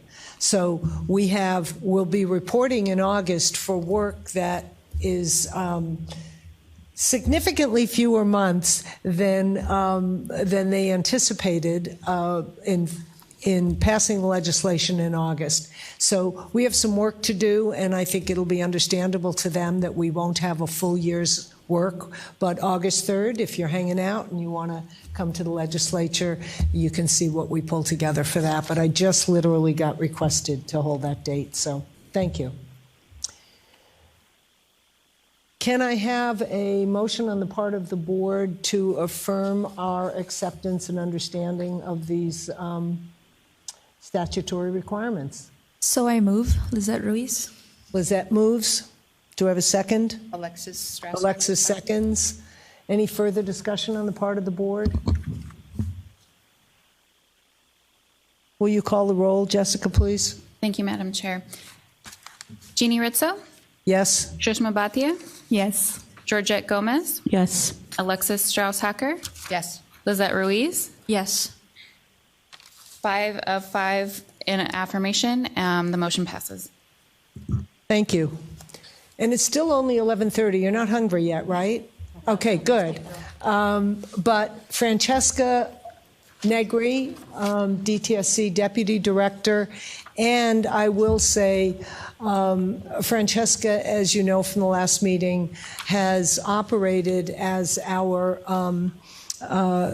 interim EO since I started on February 11th, and I know she's gleeful that Swathi is here now, but that doesn't mean we're going to stop depending on you for all kinds of things. So Francesca will give us an update on those items and areas that she and DTSC have been supporting us and proceeding with. So, Francesca. All right, can you hear me? Yes. All right, okay. Good morning, Chair Rizzo and board members, and thank you for the opportunity to be here today. And Swathi, welcome, welcome, welcome. I look forward to doing whatever I can to support you in the success of this critical position. So can't wait to get started. I'm going to provide you with an overview of the governor's proposed budget for DTSC fiscal year 2022-23, as well as provide you with a status of the board's current budget and the hiring for the board positions. So Key takeaways from the governor's proposed budget include that it's indicative of this administration's continued focus on protecting communities and the environment, particularly those that carry a heavy environmental burden and are vulnerable to multiple sources of pollution.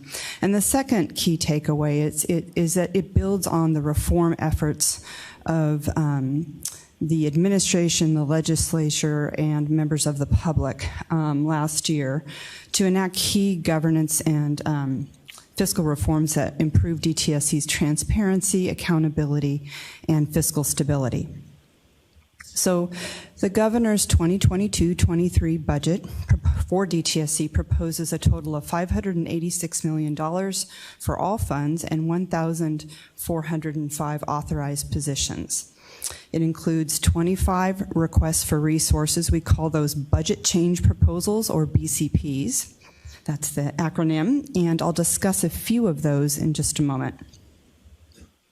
But first I want to talk about what went into the reform because it's tied to the budget change proposals. In support of the reform, we completed a workload analysis of our 3 core programs. And the data that we analyzed included staffing levels, available employee hours, and program deliverables, such as the total number of permits issued, cleanup sites completed, or facilities investigated.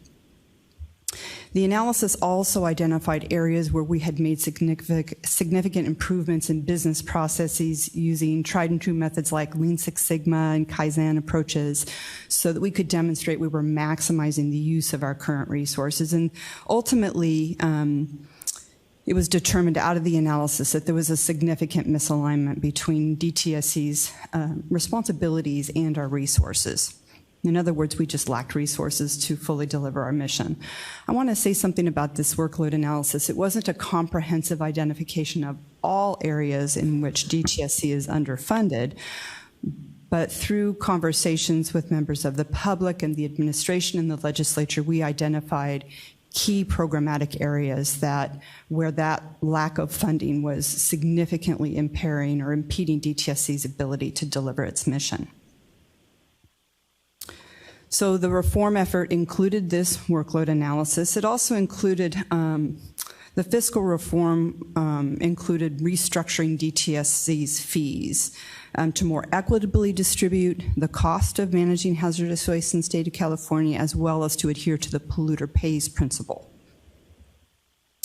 The fee rates that were established in last year's budget provided for the first time sustainable revenue for DTSC's core programs, while supporting an increase in our service levels. The fees were reset to generate an additional $59 million in revenues to begin to pay for those increased service levels throughout California, and they were based on the workload analysis. Some key programs were implemented this year. I want to, even though I'm talking about fiscal year 22 budget, a couple of key initiatives that were funded this year include funding of the board, funding of a statewide hazardous waste management plan, which is underway, and funding of our violation scoring procedure. The additional revenue that will be generated from these fees is a down payment on better protections for all Californians and essential to support DTSC's critical programs. So for these resource requests, we're going to continue to build on our progress of increasing transparency and accountability.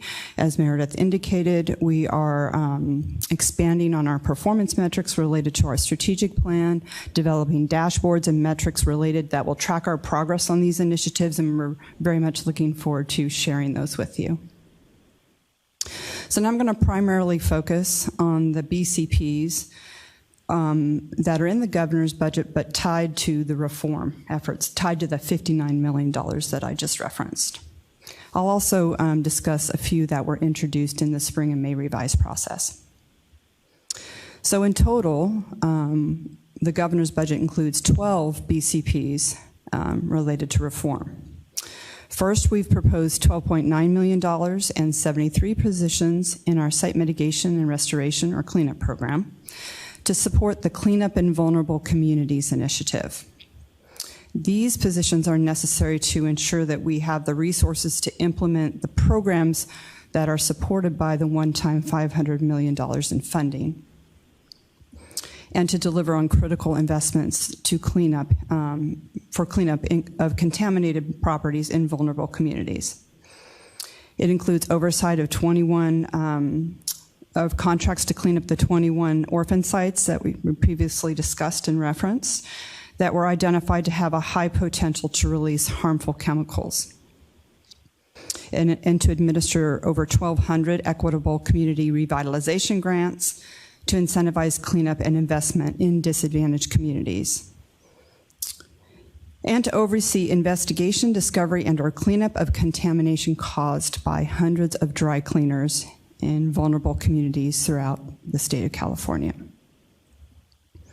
Second, we are proposing a total of $18.5 million and 85 positions that are critical to supporting effective implementation of the Cleanup in Vulnerable Communities initiative and other reform efforts.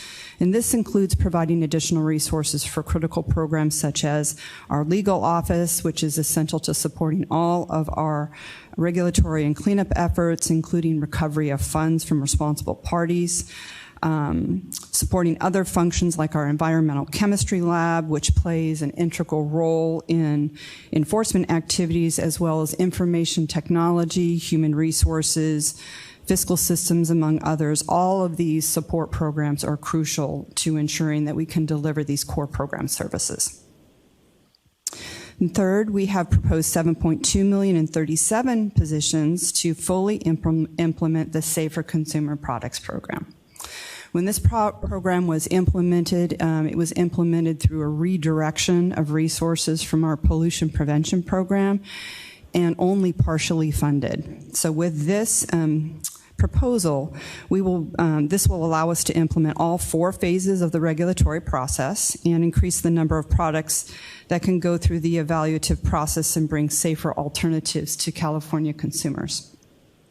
We expect to identify 5 new priority products and reach at least 7 regulatory responses annually within a couple of years. And this will dramatically increase the pace at which we're able to reduce California consumers' exposure to toxic chemicals. Fourth, we are proposing a number of changes to fortify our hazardous waste management program, which will strengthen our enforcement efforts, oversee the safe and effective management of hazardous wastes. And it includes $2.3 million for criminal enforcement in vulnerable communities. We are the only department in the Cal Epa family with sworn enforcement officers to pursue criminal violations of hazardous waste control laws. It also includes $1.3 million to increase the frequency of transporter inspections and $2.9 million to support increased quality of hazardous waste generator inspections by our CUPA partners. Among other outcomes, we expect to double the number of transporter inspections, bring dozens of additional enforcement actions against transporters and generators who violate hazardous waste control laws and regulations, and roughly refer 50 additional cases annually to prosecution because of the additional enforcement resources. The ultimate goal of these resources, of course, is to reduce violations, increase compliance, and which in turn increases protection of public health and our communities and the environment. Many of these violations occur in vulnerable communities. Fifth, we are requesting resources to fortify our Office of Environmental Equity with a proposal of $1.3 million and 9 positions. The office coordinates our public engagement activities to ensure that we're working effectively with local communities, and the budget request reflects our commitment to ensuring that we improve our communication and coordination with local communities across all programs. With these resources, we expect to hold more than 30 additional public meetings each year and reach hundreds of thousands of additional community members through our various outreach efforts. So as I indicated, that's an overview of the BCPs that are tied to reform. The administration also submitted additional budget proposals for DTSC through the spring and May revised budget processes. As an example, the department is proposing $3.1 million to oversee the cleanup of the Santa Susana Field Laboratory we referenced earlier. This is a site in Ventura County that was used as a rocket engine testing and nuclear power research facility for half a century. If approved, these resources will ensure that responsible parties that operated the site fulfilled their obligations to restore the site to safe levels. Also, we are proposing about $6 million for positions to provide additional oversight of the hazardous waste management at metal recycling facilities throughout the state. Metal shredder facilities, I said metal recycling, I meant metal shredders, I apologize. Metal shredding facilities are located in communities with a pollution burden score of 70% or greater. These facilities have a history of fires, explosions, improper storage of aggregate and residue that can put surrounding communities at risk. The requested resources will be used to support additional site inspections, enforcement of hazardous waste control laws, permitting, and community engagement. Those are all pending and part of the governor's proposed budget. So I look forward to providing you with an update once the budget process is finalized. Dr. Williams and I have been participating in budget hearings throughout the spring, and we look forward to continuing our work with members of the public and the legislature to strengthen DTSC programs. So moving on to the status of the Board of Environmental Safety budget. As you know, and I'm sorry to repeat, but for those who aren't aware, the board budget is $3 million annually. $2.4 million of that is for personal services to fund 15 positions, including board member salaries. $566,000 is for operating expenses and equipment, and $525,000 is for distributed administration. This is funded in the current year from general fund. And in subsequent years, it will be funded from a split of our toxic substances control account and our hazardous waste control account. Those are the two major funds that support DTSC programs and services. Through mid-May, the board has spent or encumbered $291,000 of its $3 million budget. Of this total, $85,000 has been spent for personnel-related costs, including board member salaries and DTSC staff doing work on behalf of the board while we get staffed up. $214,000 of the expenditures and encumbrances to date were for general administrative support overhead. Given the current pace of spending as well as the number of authorized positions still to be filled, the board's projected to be well within its budget. I do have to say, and this is an important caveat, any savings that are achieved in one fiscal year do not roll into the next fiscal year, but rather revert to the fund source, which in this case for this year would be back to the general fund. So the status of the board's hiring, we're pleased to report, of course, you've hired your executive officer, who is today meeting with DTSC staff to screen and review candidates for 4 positions that have been advertised and where the final filing date has closed. So we are making good progress on filling the board's positions. The executive officer will be forming interview panels and will soon interview candidates for those vacancies, which include the ombudsperson, the board's attorney and analyst, and a senior hazardous substances engineer. So that's my report. I'm happy to answer any questions, but thanks again for having me here today. Thank you, Francesca. So questions from the public? Anyone want to, before we? Okay, board members? Yes. Francesca, I was taking notes. Could you tell me how much we've spent on salaries to date? It's 85. $85,000 has been spent for personnel-related costs. I will confirm that that's related to salaries with my fiscal officer. Thank you.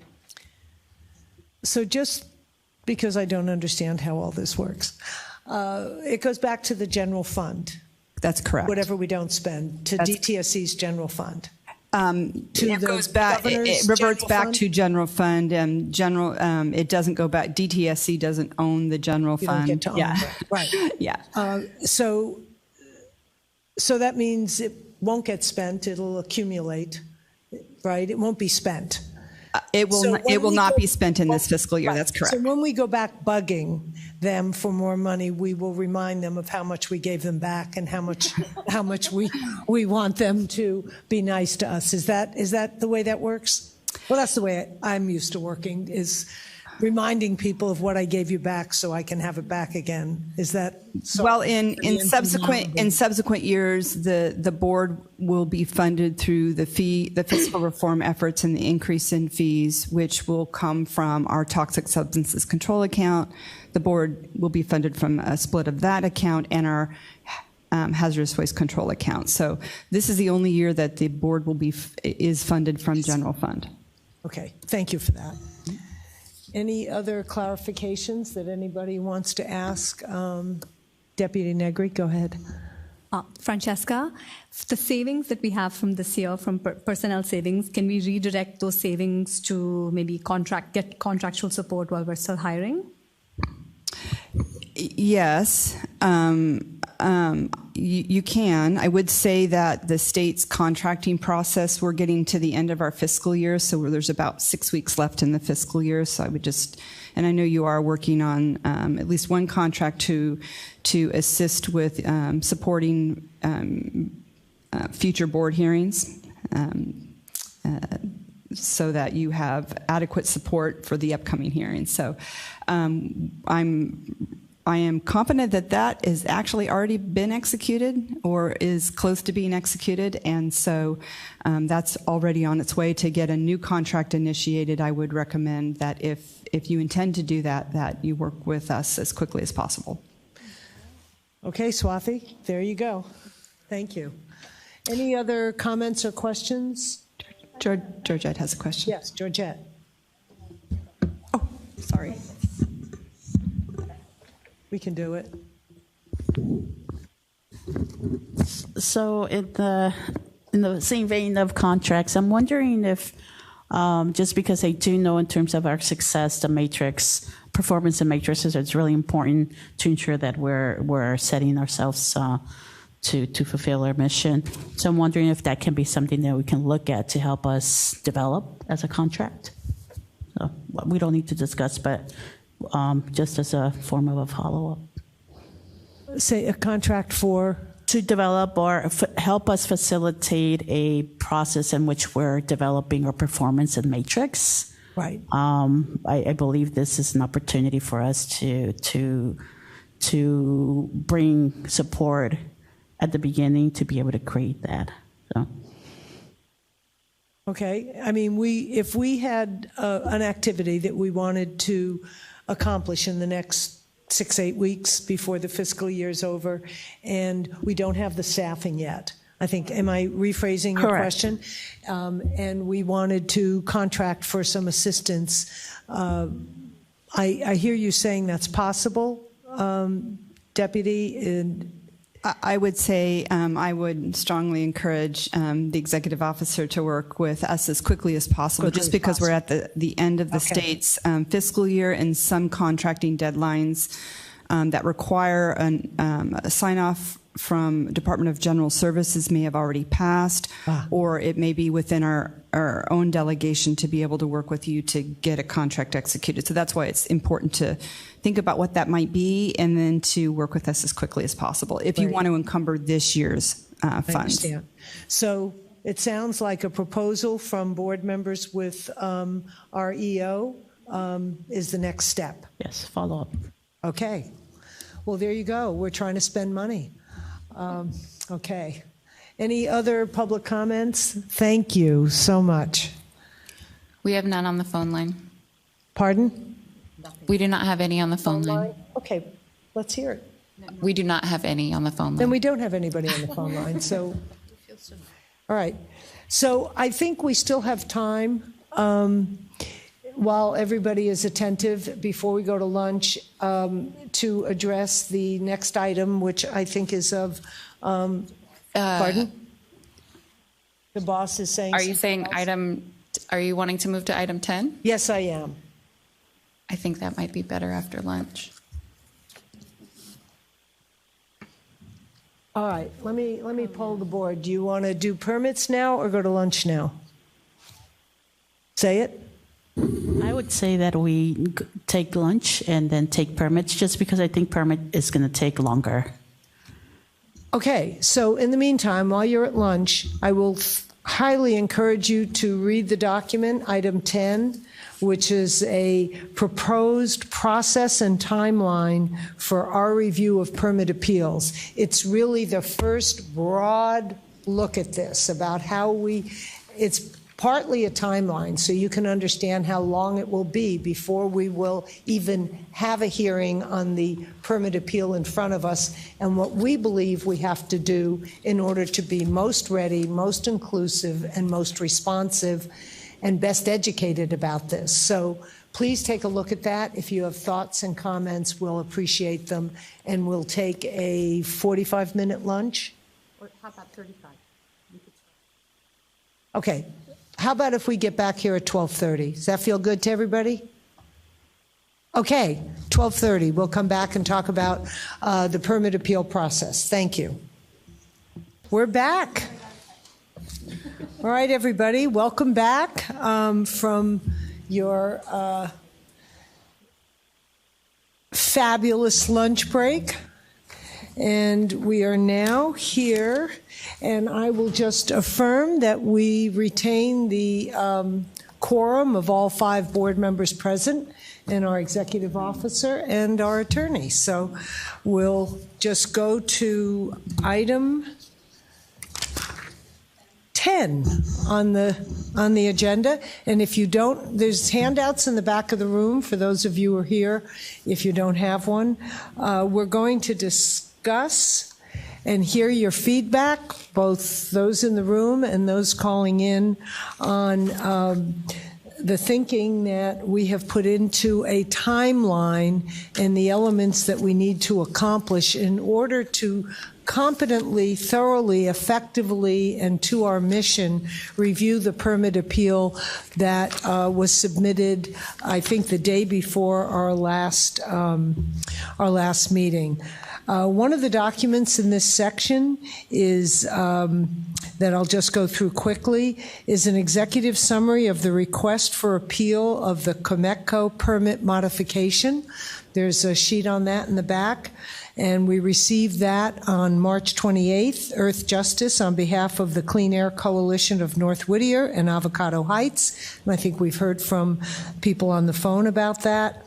And this is just an executive summary of that. We're not at liberty outside of the permit process to discuss more of the content than what we've provided in the executive summary, which is the appellant raised questions, 4 areas that they felt that went to the point that this permit should be appealed, that it was issued and it's come before us. So, as you know, the permit decision is not final until a process is complete. We're in the process of creating a process. So therefore, this permit is stayed, and it is stayed until we hear it and issue a ruling on it. So you know, all parties have been informed, including Commenco, one of the change of authorities from Dtsc to the Board of Environmental Safety, and also they've been instructed that it will be several months before we are ready to actively hear that appeal, so therefore their request is stayed.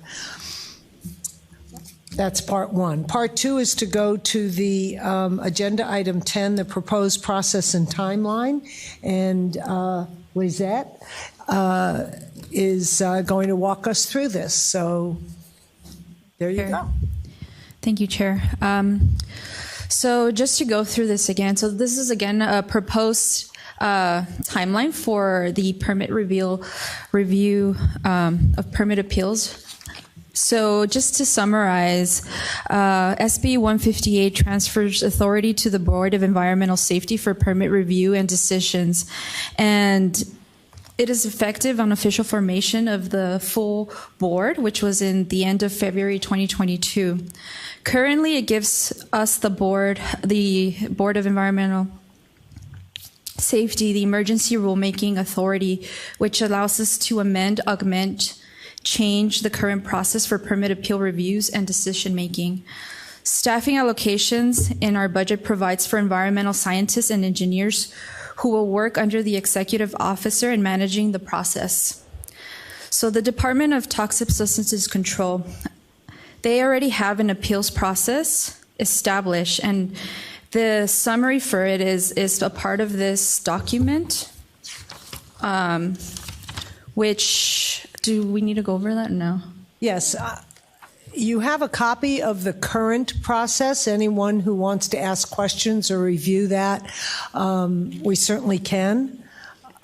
But I think most of you are familiar with how the process works now. We can go on to what we're proposing and then combine comments to both the existing process, but more importantly, how we expect to move on a timeline. So, as I mentioned, so this is already established, and the summary is included as part of this memorandum. So just to reiterate on some of the things that have been said before, Dtsc has long been under-resourced to handle all the permits in the pipeline in a timely manner. However, the budget increases have allowed for hiring more staff, and hopefully this will significantly increase the number of permit decisions per year. At least that is the goal. Given the potential increase in permits, issuances, or denials, it is assumed that there will be more permit appeals that will come before the Board of Environmental Safety.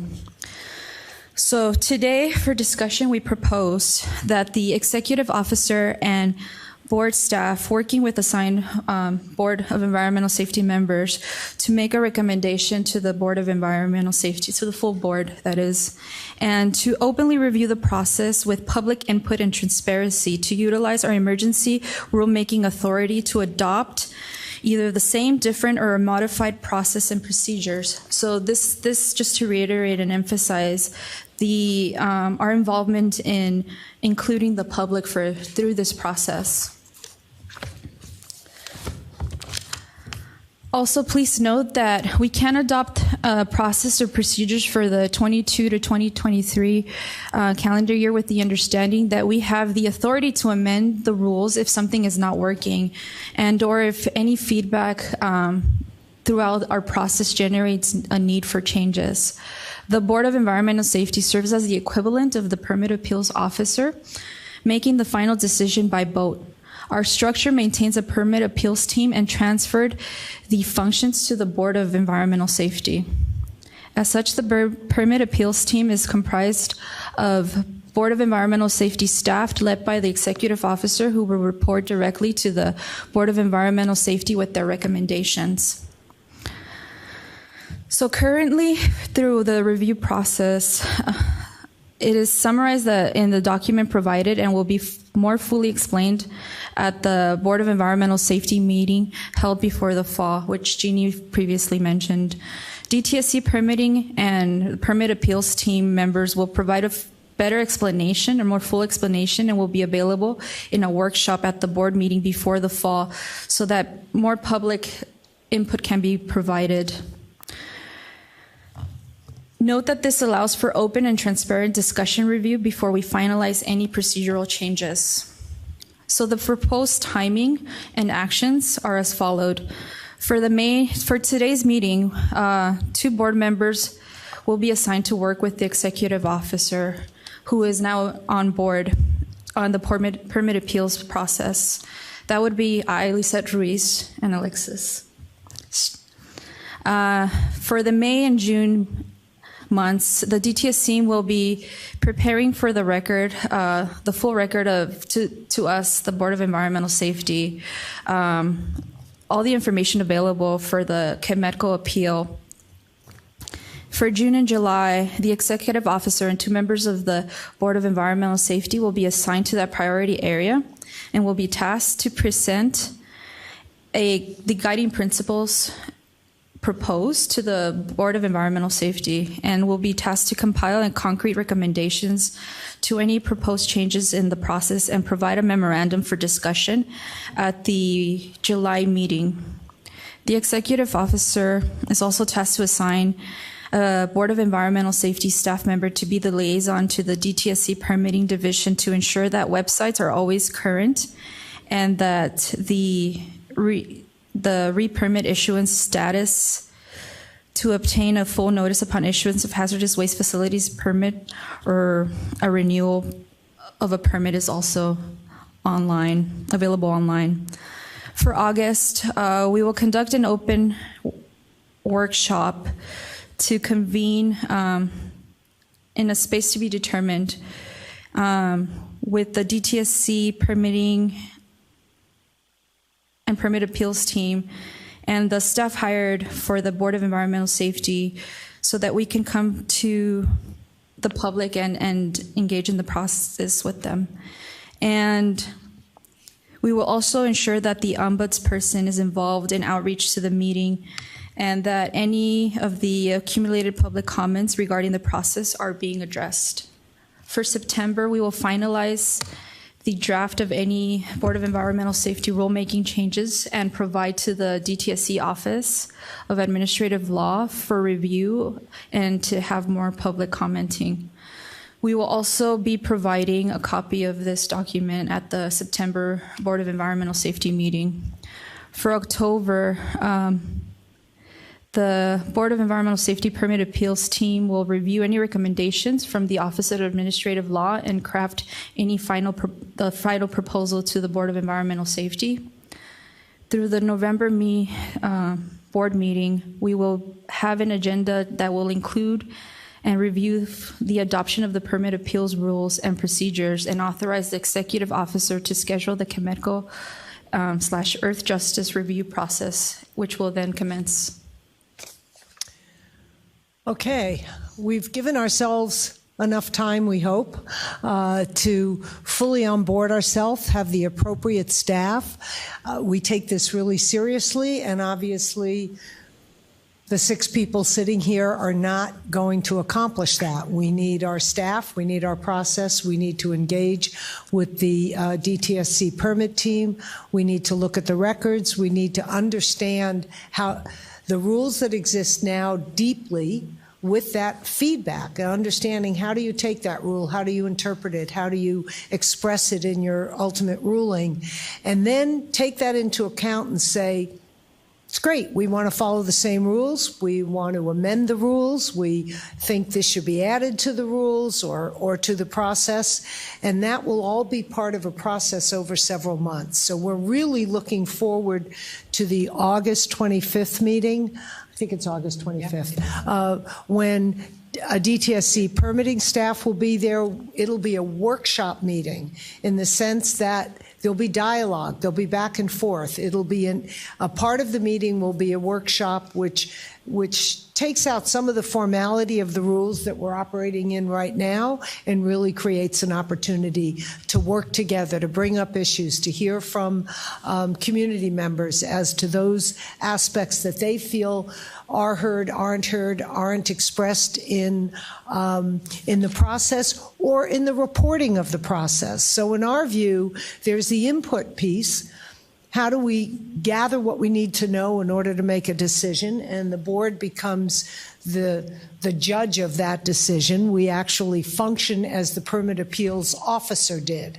So there's 5 of us functioning as the officer did, and Swati and the staff functioning as the team. Okay, that prepares the recommendation to what was the permit appeals officer.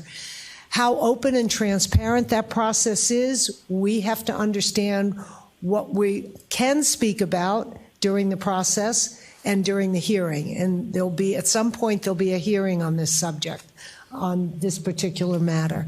So that's where we are right now, and I don't know that if you want, we can go through the existing process, but I think more than anything, we're looking for your feedback on our timeline or any elements that you think are missing from our sketch of how we're going to proceed. So let's hear from the public, and then we'll go to the board. Okay, for those of us joining by phone, if you would like to join the queue to provide public comment, please press *1. You'll provide your name and affiliation at the prompt. If at any time, if you would like to withdraw your comment, please press *2. Each commenter will be given 2 minutes unless otherwise decided by the chair.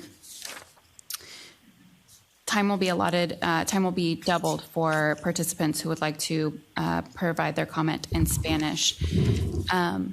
Do we have any public members who would like to make a comment on this item, Agenda Item 8, Permit Appeals Process? Please come to a microphone and let us know what you're thinking. Thank you. Hi, Ingrid Brostrom, Assistant Director at the Center on Poverty and the Environment.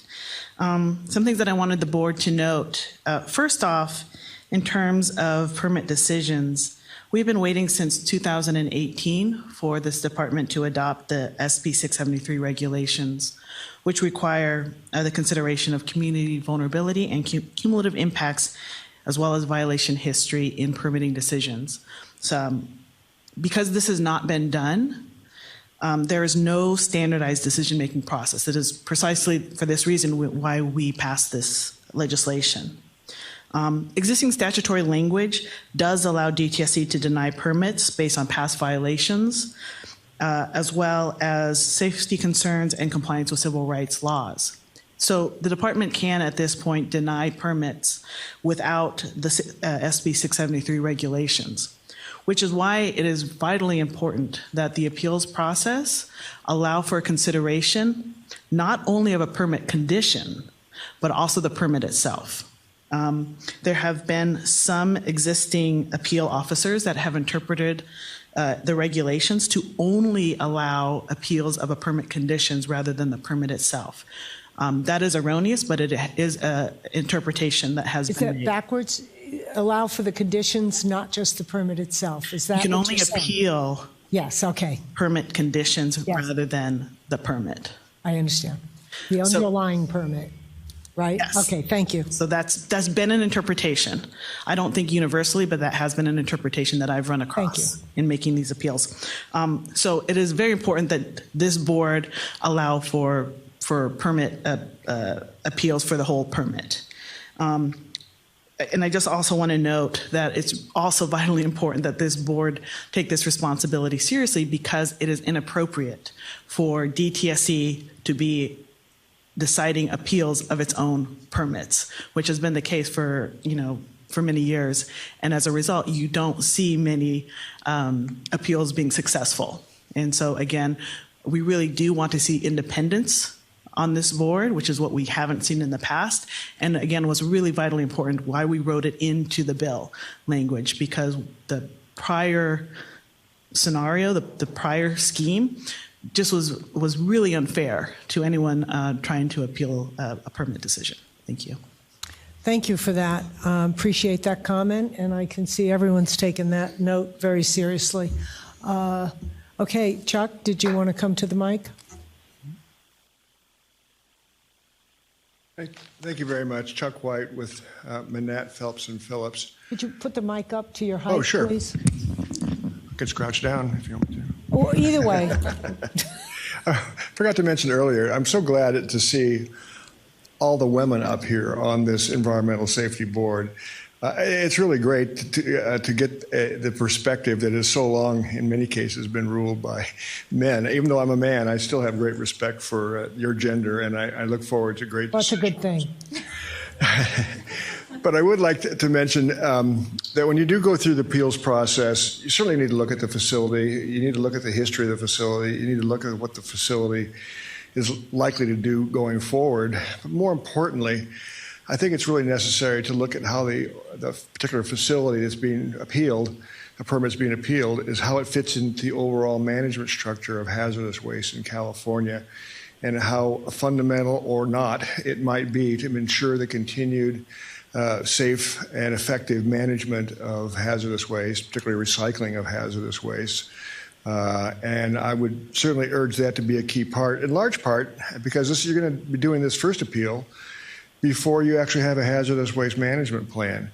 And we certainly hope that a hazardous waste management plan will look at the issue of how does California manage hazardous waste, the various categories of hazardous waste that are generated. Or if you make the determination California can't do it, then what's the alternative? And really be clear about those alternatives rather than just simply sweep it under the carpet. And that's one of the things that we have, as an industry, have concerns about, is that there's really no new hazardous waste facilities being permitted. In fact, they're in decline for a variety of reasons. And so we really need to maintain a strong and vital infrastructure for the management of hazardous waste, particularly facilities that aren't responsible for generating these hazardous waste. They're in business to try to solve the problems that are posed by the existence of these wastes. And so we hope that you take that in really appropriate and due consideration. Thank you. I appreciate that. Thank you. Yes, Georgette? Thank you. And I have a question. So I just want to get clarity on the June and July. There's we are assigning 2 board members to work to work with our EO. Who are those 2 board members, or when are the 2 board members are going to get assigned? Just because it's June and July. The 2 volunteers were okay. So Lizette and Alexis. Okay, so those are the 2 board members. Yes, those are the 2 just wanted board to clarify, so I wasn't sure if it was just different. No. Okay, and then on September, the intention of September is to finalize a draft. If we can, yes. Oh, just why? That's our goal. Just wanted to make sure, because how would we, because we have a draft that's going to be presented in September, and which we're going to get public comment.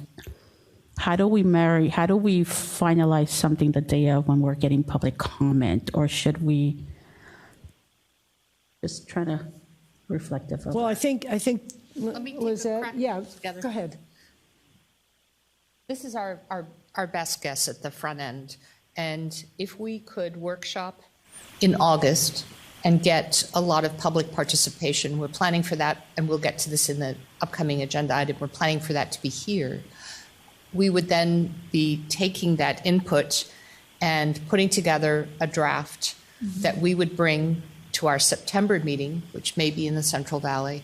And ideally, the board could endorse that draft, could amend that draft, could take more comment on that draft. But we wanted this ambitious timing, given the work yet to be done. And if there are substantial changes from the time we present our draft in September, then we'll have to bring it back. Okay, that's clear. Let me just give Liz a chance to weigh in. And if need be, we could always reconvene, right? I mean, it doesn't, the meetings that we have set are a minimum that we need to have. We could always add more. That's correct. With the proper amount of notice, we could have another board meeting. In fairness to any permit that's out there, or any permit appeal, now, as I said, the permit request is stayed. We feel that we should work apace in keeping with the mantra we're hearing over and over, that permit appeals need to be executed at a reasonable pace without too many delays, in fairness to the entity, in fairness to the appellant, and in fairness to the public that are exposed. So we're trying to keep some pressure on ourselves, recognizing that this may or may not be totally doable, but if we don't set an aggressive timeline, we'll be middle of next year, and I think we were a little worried about that. Yeah, no, it totally makes sense. Okay. I just wanted to make sure that we were clear on the expectations and that process was meeting those expectations. So Right. And I think the other appreciate piece is to really, we've talked with Swathi about this and the Office of Ombuds to do tremendous outreach for that August meeting. So that we have as much community input, as many people in attendance, and doing it in where we can have the DTSC permit staff, people who've functioned as permit officers in the past, so that we really get as much as we can, and while the record is being assembled, which we won't look at until the hearing. The board will not, Greg has reminded us that the actual record of that appeal has to wait until it's presented at an appeals hearing. But we're going to convene to talk about the process, and then the appeal will come before us at a formal hearing in 2023. Is that great? Yes? Okay. I can't emphasize how important it is for community input, for the public input in all sides of the matter. I misspoke. I think ideally our late September meeting, where we would bring a draft back, is more likely to be in Oakland, and we'll talk about that. Yeah, in Oakland, right. Other comments or questions? Yes? Okay. Thank you. I just have a question. If the work group is, I think, the August 25th, would you then release the draft of that before the September 29th meeting? Would you please state your name and affiliation for the record? Yes, I'm Jennifer Privet. It's a question for myself, but I work for PG&E. Thank you. Yes. Ms. Privet, I think ideally we would be posting all meeting materials 10 days prior. Okay. If we can, and if not, then we'll have to adjust, but our goal is to try and make these deadlines. Great, thanks. Any other questions? Reality checks?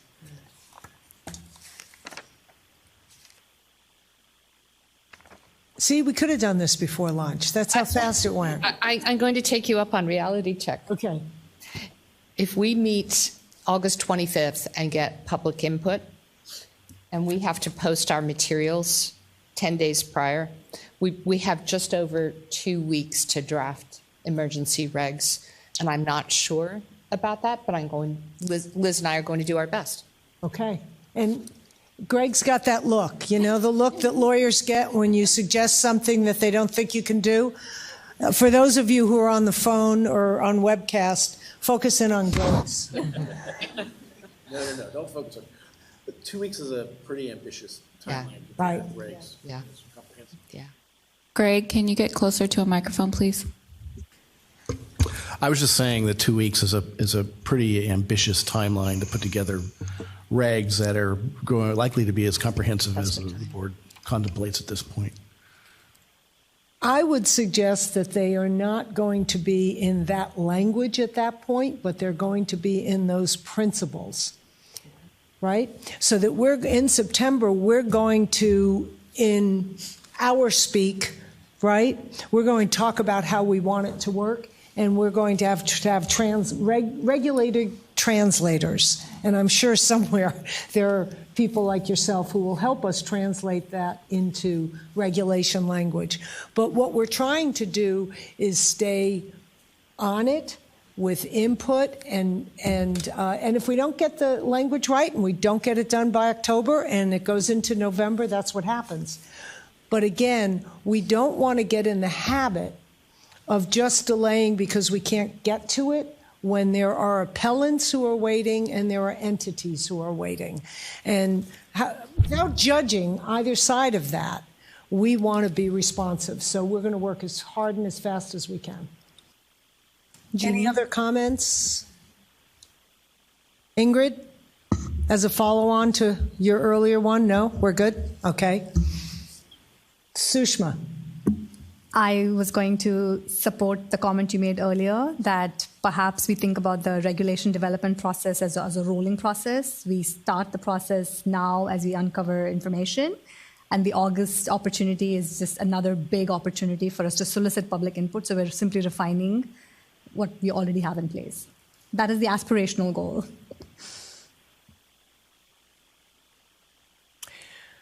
Okay, so I'm not sure that, do we need a motion on this? I would recommend it, yes. I think this is, does the board, do we have a consensus that this timeline is aggressive, possibly doable, and daunting? Does anyone want to put that? Aggressive, possibly doable, and daunting? Is there a consensus that exists? Okay. So we'll go officially on the record with those three explanations. Okay. All right. Let's see. You wanted more of an opportunity for public comments, Jess? Do we have anything else? No? We have nothing on the phone. Is there anyone joining us in person who would like to make further comment? Thank you. Okay. Sorry, that went so fast that you've... Okay, now we're going to, for those of you who were here at the last meeting, and in the interim, we have been establishing priority areas for individual board members to focus on based on their expertise, their interest, and our need. And we haven't accomplished all of that.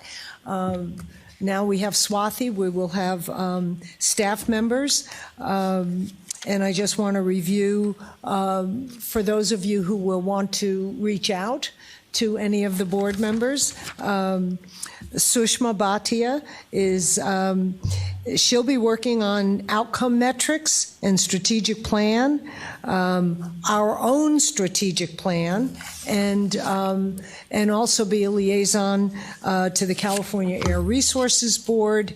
And we're going to add to that, assuming there's a board consensus, that Swati has agreed to be liaison to the Department of Resources, Recycling, and Recovery. We feel like it's important for board members to attend to some of the key areas that we need to work in. Now, we know we'll have staff for that as well, but we can't all consume all of it in short order. So we're dividing it up as best we can with report backs, and Sushma has agreed to that. Are there any board members who object to Sushma taking that on? Hearing none. Georgette Gomez is our environmental justice and outreach liaison. And I know that Georgette is already looking at working with the DTSC's Office of Environmental Equity team, and will be working with Lizette, who is adding herself to the environmental justice team. And given Lizette's long history with CBE and community and environmental justice work, that's a great addition for Georgette. Does anyone have any objection to all that extra work for Lizette and Georgette? Hearing none. The next big area that we have work to do in is our hazardous waste management plan, which you've been hearing about, and permit appeals. And again, these are areas that Lizette will be in the lead on in terms of board members, and Sushma is joining Lizette on the hazardous waste management plan, and given her extensive experience in San Francisco working on those things, I think she'll be a great addition to that leadership. So no objection to the extra workload? Excellent. Alexis, as you know already, we voted on the one formal liaison that's in the legislation for the Department of Defense, and Alexis is taking that on. She's also taking on being liaison to the Water Board. And we're adding now 2 things for Alexis, and that's the Ocean Protection Council. And again, that goes back to a reminder from public that sea level rise is an issue that we ought to be paying attention to. And we know that work is being done by the Ocean Pollution Protection Council. Ocean Protection Council? Yep. Yes, okay. It's pollution, but we want to protect it. So, and so Alexis will be taking on, engaging with them, understanding that, bringing their thinking back to the work that we do. And so we appreciate that. And also the permit appeals, which you heard earlier. So she'll be working with Lizette on that. And all of this works with Swathi, and I'm going to eat bonbons for the rest of the year, but I plan on being attentive to all of this. Sorry. And so any objection to that additional workload on anybody's part? See how easy everybody is here? We'll also be working on fee structure. Okay, and we know that we have that to do. We have that authority on fees. We have to begin that process, and Swathi is going to fully own that one, right? That's going to be a big lift. That last meeting, we told you we were going to delay it for a while because we have to deal with this permit. Now that Swathi's on board, and she begins to bring in a team that will work on that, and she and I will be working very closely on the permit appeal process. So that's the new work for the board. Pardon? Fee structure. Fee structure, yes. Fee structure is you. Yep. Yes, yes. And yes, it is. Okay, very good. Any comments on any of these board assignments? So y'all think it's a good idea, right? Okay, good. Now let's see. We don't have any comments from the call-in line either. We have no comments? No comments from the call-in line. Okay. After we finish, Jeannie? we have to go back and do a motion for item 10, the permit appeal timeline. We need a motion for the permit appeal timeline. Let me try that. Let me try the process. Do we? Yeah. Okay. Yeah. All right, well, there we go. Can I have a motion to adopt the permit appeal timeline? Madam Chair, I move that the permit appeal process, we discussed the steps and a plan to bring back detailed principles as the basis for the regs to our September meeting. And as described in the meeting materials, I move that we so adopt. Do we have a second for that? I second. Motion? Yes, you second. Any further discussion? Really quickly for the public, so we went back to agenda item 10 to have a motion to approve the timeline, in case that was at all unclear for anyone joining us by webcast or in person. Okay, all in favor? Could you call the roll, please? Jessica? I sure can. Thank you, Madam Chair. Jeannie Rizzo? Yes. Sushma Bhatia? Yes. Georgette Gomez? Yes. Alexis Strauss-Hacker? Yes. Lizette Ruiz? Yes. We have 5 of 5 ayes, and so the motion passes unanimously. Thank you. Okay, so now that you've heard the areas that everybody's working in, we're going to go to individual board members to talk about the work they've been doing, thinking about, plan to do in their area, in their assigned areas. So we'll start with you, Georgette. Yep.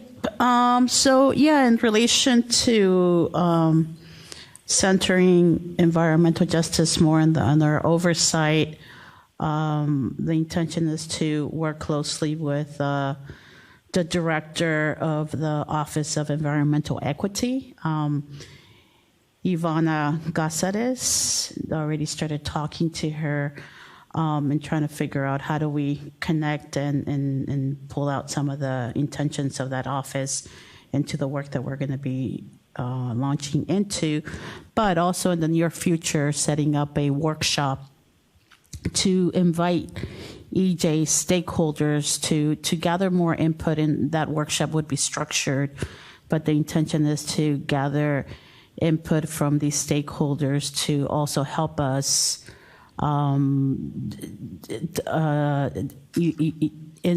help us develop the environmental justice focus oversight and as I think one of the community members stated, ensuring that we're creating our performance and metrics and benchmarks with the work that we're going to be seeing. So the intention is to have a future workshop, gather information, and then formulate that into what we are setting ourselves to do in our work overall, but center environmental justice. So that's the intention.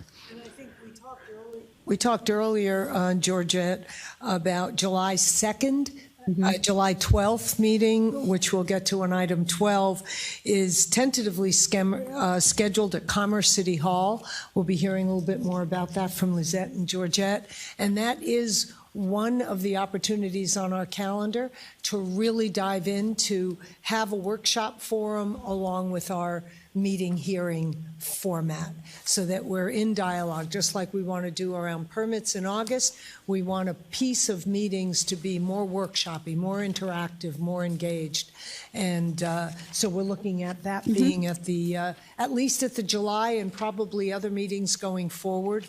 But again, we're trying to squeeze 6 meetings into less than 9 months. So trying to prioritize this area as one of the workshop areas. But I think as a format, we're exploring the concept of workshopping an issue at meetings that are a little less in this. The workshop format is a little less formal than this one, and it allows for more interaction, more feedback, more dialogue.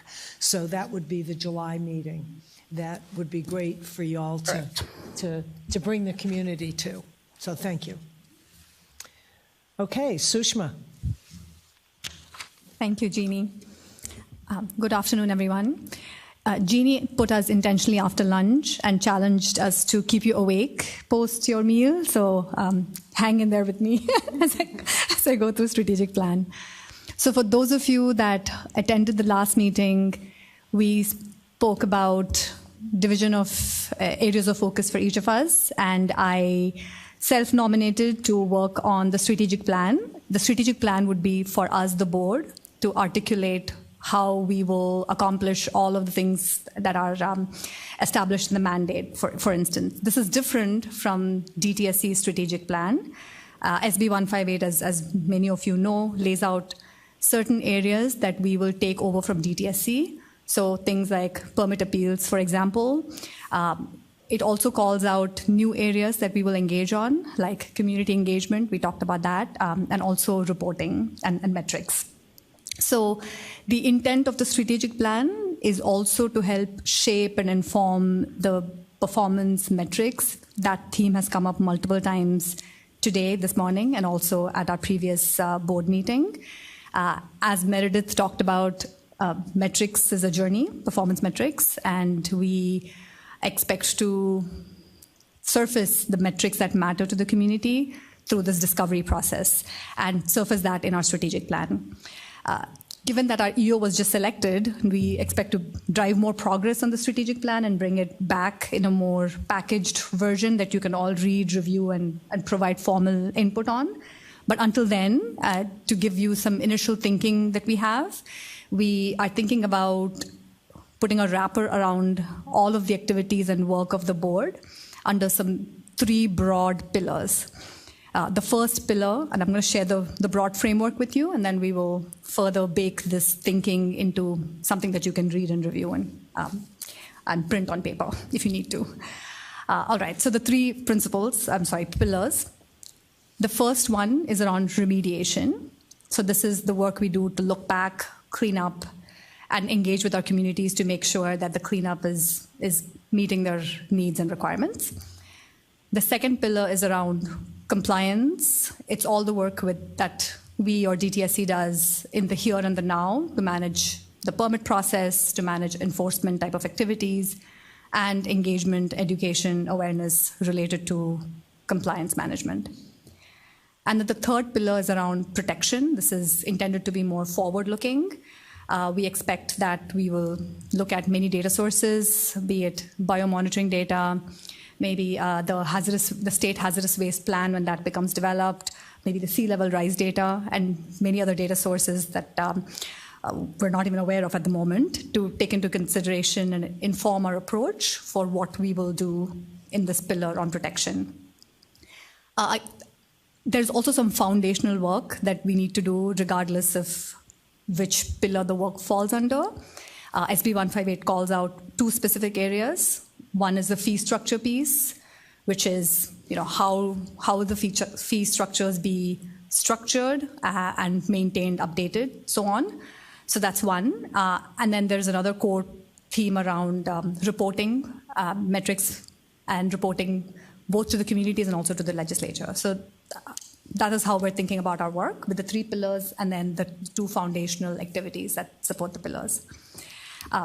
Ingrid, I'm going to call you out because last board meeting you made a comment, and rightfully so. I think Ingrid called out that the EJ work seemed disconnected from the performance metrics work, and our thinking behind this framework is to tie everything that we do together. So the EJ work would essentially fall under the remediation pillar, and then the metrics work basically ties everything that we do in terms of how we communicate our success outcomes. So this is a dialogue, it's a journey. We want lots of input early and often from the public as we bake our thinking further and bring something out to you all to comment on. I also have two more requests. One is that I know that Swati and I will be working on building out the strategic plan. We would love to have a conversation, a meeting with DTSC's leadership that developed DTSC's strategic plan. I believe that was Francesca and whoever else helped us. We would love to, from a thought leadership perspective, understand the guiding principles and sort of have an independent assessment of how we will approach ours. And then my second ask is that I've heard, at least this morning, a lot about the work that Georgette will be driving for the EJ community, the work that Lizette and Alexis will be doing in terms of permit appeals. Each of these things are inputs into our strategic plan. So I'd love to have each board member provide those inputs as a part of this broader strategic plan, so that when we bring something out to the public, it's comprehensive and it's cohesive, it connects everything we do. Those are my asks. Thank you. Thank you. Madam Chair? Okay. Madam Chair? Yes. I have a question for Greg on Georgette's question about workshops.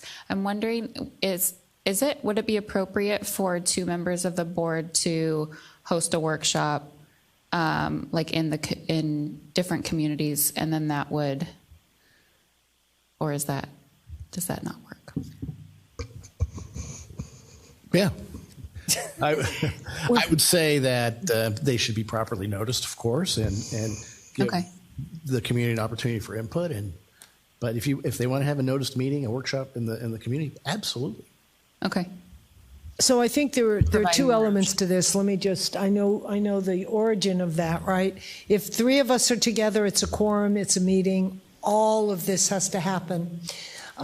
So if we have a meeting, say, in July in Commerce, and we're all there, and we talked about wanting to do a community tour, well, all five of us can't go on it at the same time, because then that's a meeting. So two can go, or two can go at another time, or we can rotate in, right? We can have, but if we're rotating and doing the same thing and the same tour, are we having a serial meeting? These are the kinds of things we're literally trying to sort out and understand are the parameters. But I know that we have the authority, do we not, Greg, to meet with community members as individuals or in pairs about anything. So if that's an opportunity to meet and hear community input, we don't want to so select that we exclude. So we really, don't want to be in a place where we're prioritizing which person or which group we speak with without making it more expansive and open. So just so you know, we're trying to juggle all of that and get the maximum amount of community input, knowing that you know, while Swathi and I are full-time on this, the other board members are half-time. I said that last time, and I say that to remind us all that there's just so much bandwidth. And as dedicated as everybody is, we're trying to deploy our resources in the most effective manner. So we'll be running things by you, I'm sure. Good approach, said the lawyer. Somebody write that down. Because I haven't always heard good approach from Greg, let me just say.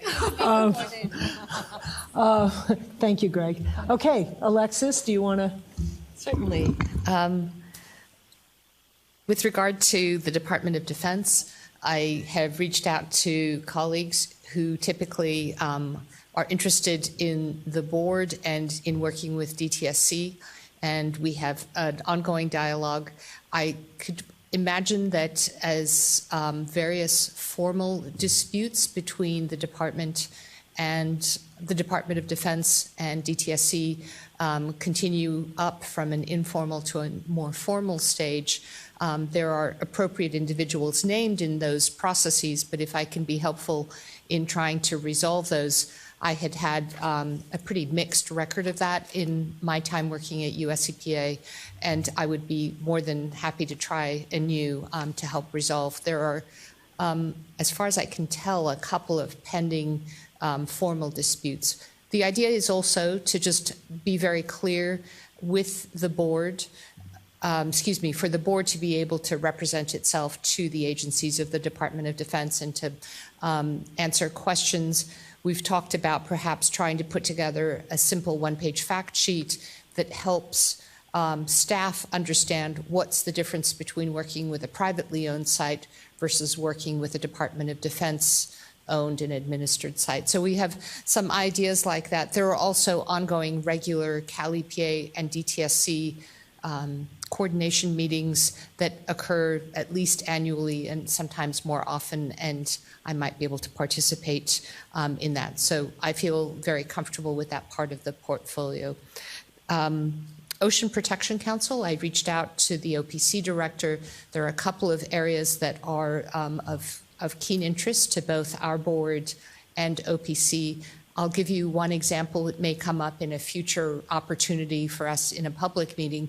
If you think about in the San Francisco Bay Area, there are sites at the edge of the bay, and as you have wave action and tidal action or changing sea levels, the concern is that some of those sites are going to have sort of aggravated contamination of groundwater or spreading of contamination in soils, groundwater, et cetera, and that if DTSC and the Water Board and BCDC and other agencies could work together on a specific list of sites that are at the bay's margin, that would be an appropriate sort of OPC, Ocean Protection Council, DTSC, Board of Environmental Safety area of mutual interest. That coordination among the other agencies has already begun, and there may be other ways that with OPC we can look on a statewide basis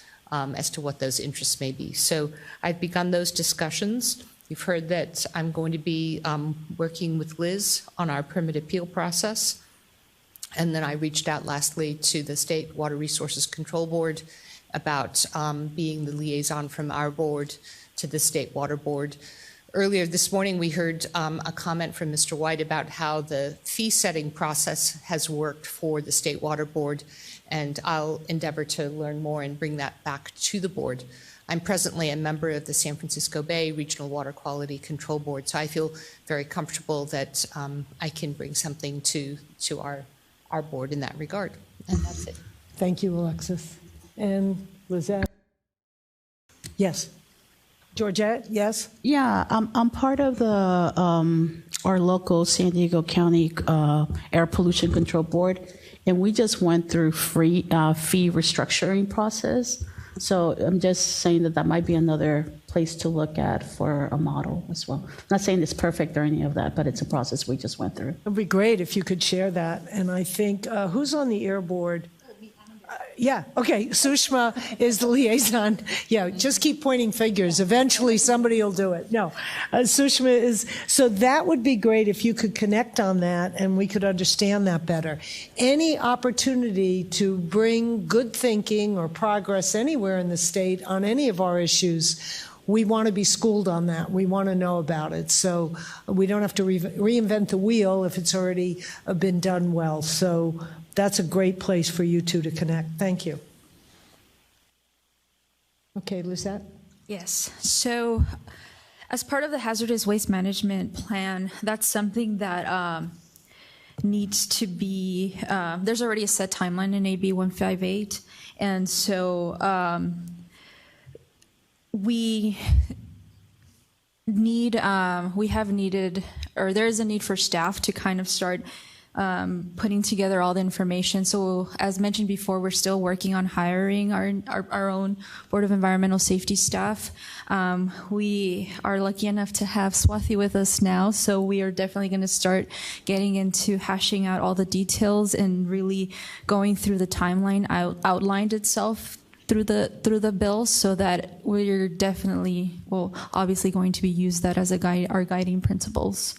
And for the permit appeals, we already talked about, so we're just going to be, continuing to be moving along with that. Swathi, our new executive officer, yay, okay. So I have the honor and the fortunate task of working on all of it, so this will be fun. But more specifically, I think hiring of the staff is priority number one, to just make sure that we're up and running, that this board has the support that it needs to accomplish all of these goals that we have set forth. So first and foremost, that'll be priority number one for me.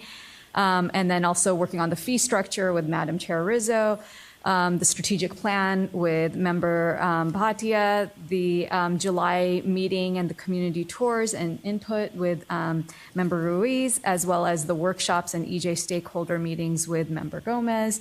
I think there's probably 30 other things too, but those are the main bucket lists. We have a list. We have more. Maybe. We can keep in the list. Thank you. Thank you. And so, 4 positions, I think, Francesca. Here, do you want to elaborate on where you are with those? So there's four positions that were posted and are closed, and we are currently in the screening process, and soon hopefully we'll be setting up interview panels and getting that through, and in the near future setting up the other positions as well. Right. So one of the things that we hope you all will help us with is getting word out when there are postings.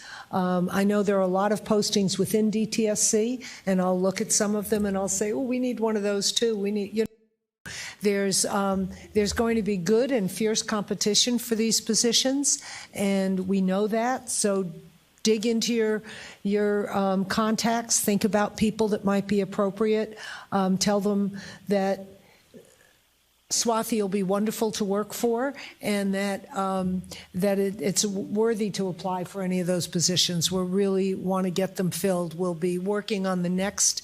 We wanted to get the leadership in each of those. In engineer, we'll be going to the science, I think, is next on the list. And the ombuds, because there are 2 people under the head of the Office of Ombuds. So we started there, and we need an attorney because Greg has to go back to his other work, although he's going to miss us. And we're going to miss his 100 ties, okay? The man has 100 ties. He has not repeated a tie once in the entire time I've known him. So we're going to miss that, Greg. But you'll be with us for a while, I think. So thank you. I think that's next for us. Okay, are there any, do we do public comments now? We don't. If you would like, you can recognize a member who's called in and would like to. I would love to recognize that member. That's great. Elon, if you could please allow the caller to vocalize their comment. This might take a minute because I've heard that there is about a minute delay on the broadcast. We're still waiting. That's fine. So you can be thinking of your questions while we're waiting for the other person, because I know you have more. I guess I could add to some of the outreach or communication we've had with community groups that I didn't mention. Please do the July meeting. Yeah, I wasn't sure if I should talk about it for the July meeting portion, but we have been in communication with local environmental groups for the July meeting, and ideas that stemmed from that communication do include having the opportunity, and this is something that was brought up at the last meeting as well, to have take the opportunity to meet with local nonprofits in the area and to really start, learning from them, and as was mentioned by the chair, to because of the limitations we have with Bagley Keene, to have at least 2 board members perhaps assist in meeting with the groups, going through community tours, and I guess we could use this as an opportunity to extend that invitation to other members of the public who may wish to meet with us and to provide any trainings to reach out and utilize the time that we will have by being at our respective meetings coming in the near future. That's great. And I think, do we have the public comment? It is not queued up to go yet. If you'd like to move on, we can come back to it. That's all right. Dion, did you want to comment back to Lizette about the Commerce? You know, we're tentatively scheduled for July 12th at Commerce City Hall with the idea of this some kind of community tour, engagement, and workshop. Right. And Dion had some input. Yes, thank you so much, Chair Jeannie. I'm looking forward to having some board members come out. I work on the Exide project, Exide Technologies, and I've been on the Exide Technologies project for over 5 years now. And we work in what's called the PIA, Preliminary Investigation Area.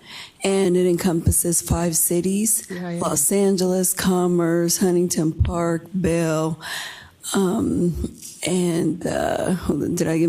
Angeles, parts of Los Angeles. And so it's a great opportunity for the board members to be able to see the work, this very important work that we're doing on the Exide project. And I will also look forward to taking you by the Exide Technologies facility where all of it happened. So it's a great opportunity. I want to look forward to working with you all. Thank you. And that's definitely something we could discuss. And we wanted to take this opportunity here while we're all in the same room because we're very limited otherwise. But communities for a better environment offered at the last board meeting to provide a community toxic tour and solutions tour. And so there have been ideas coming up, and Exide was definitely one. Santa Susana was definitely one. Going through other organizations in the area. So the ideas are still being hashed out, but definitely the idea is to have at least 2 board members attend, and hopefully during the next item we can fully discuss and hash out more of the details, more of the interests for the board members of where to prioritize, what areas to prioritize, considering the recent advancement in the Santa Susana agreement that has been made. So great. Thank you. Do we have the public comment yet? I think there's some technical issues going on with the call-in line, so if we can, I will let you guys know. All right, when just it's interrupt whenever. Thank you. That's not a problem. Okay, let's see. So the next item on the agenda is discussion of meeting calendar for this board till the end of the year. And at the next board meeting, I believe we'll be talking about 2023 so we can begin to really spread out our meetings. So future board meeting locations will all be in person. And that was a big request from folks. The first meeting was remote. We were still under the executive order because of COVID. And now that's lifted. And barring any change in COVID status or any other reason why we can't, we'll be having them all in person.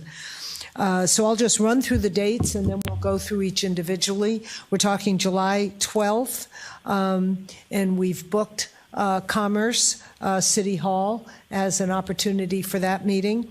August 25th, because that's the permit appeal workshop, and we're talking about having it here in Sacramento so that we can maximize the permit appeal staff and Dtsc staff that we need for that workshop. September 29th, we're looking at something in the Bay Area. We've tentatively looked at the Elihu Harris building, something in Oakland. And then November, we're interested in going to either the Central Valley, Modesto, Cal Poly, Humboldt, something, in that region. So we want feedback, we want input, we want your thoughts on it, and we'll go through the July 12th because that's there's more detail on that, and then we'll adopt the meeting dates before we leave today. So do you want to talk about July 12th? Yeah, so some of the ideas that were brought up have been to, originally we were hoping to do, and this is a question that came up during the meeting, was whether two members, the group could split into two separate groups that can go through the same meeting on different days, because there was a question about whether or not we can have the same training at separate times, or the same presentation. So two or more members constitutes, or more than two members constitutes a meeting. So if you broke it up into pairs and had meetings individually or separately, that would be okay. So going like on a tour in separate vehicles, that would be okay to go through the same training or same presentation from site to site? All at the same time, but I'm not exactly sure. So the example would be on July 11th. From 8 a.m. to 10 a.m., one group goes off and sees a whole bunch of sites. From noon to 2, another group goes off and sees those sites, escorted and chaperoned and, by community groups. It might mean Dion has different sites, but that we're all down there, but we're not doing the same thing together at the same time. We're really just experiencing it.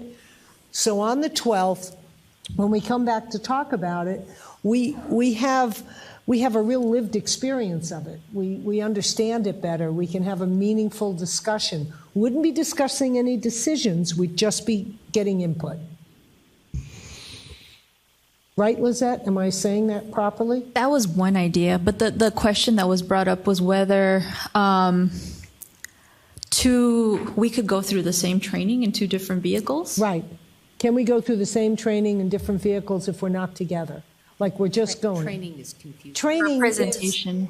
Training is it's really touring. Right? Yeah. It's a community, an opportunity for the community to take us into their sites, meet community members, not just organizations, but people in the community, and hear from them and see the sites. Maybe. Okay. There will be some logistical issues that have to be addressed in that regard, and we certainly need to make certain of the clear separation of the parties, to make certain that there's no decision-making going on, and to make certain that there's no violations of bag leaking. So we'd have to work. I think that there's a way to work that out, but there are some logistical issues that we'd have to kind of work through. So if we could write up a proposal that you could look at, if Lizette and maybe with Dion, because you've got that experience as well, could work on that together and provide a proposal that you would then stamp approved or give us feedback if we need to change it? Yes, that would be fantastic. If I have an opportunity to take a look at the proposal, we can certainly find some way to make that happen, I believe. Okay. Can I throw out just an idea of if two board members went to sites or communities A, B, and C, and two other board members went to a different geographic area in the Southland, and they were meeting with a different set of community interests, we would be both out there in the field in parallel the day prior to our July 12th meeting. We would be seeing different things, but we would be trying to make the most of two teams of two. And Swati could join either team. That would be another option, just to put it out there. That seems to work within Bagley-Keene. I just want to add it would actually be 3 teams because there's 5. Pardon? There's 5. Right, so we need 3. We need 3 if we're all going to go. Yeah, we recognize that. Yeah. We'd need 3. I'm just trying to sort of try out the concept that we Right, could the do- concept, Yeah. We right. could do different things and I'll be in the field. Okay, Chuck has a comment and a solution, I'm sure. Excuse me, Chuck White with Manette, Phelps, and Phillips. I wanted to raise the issue that there's 5 of you, and so breaking it into groups of 2 require at least 3 different groups. And I understand the issue that if you have more than 2, you've got to publicly notice it because it'd be a quorumed meeting.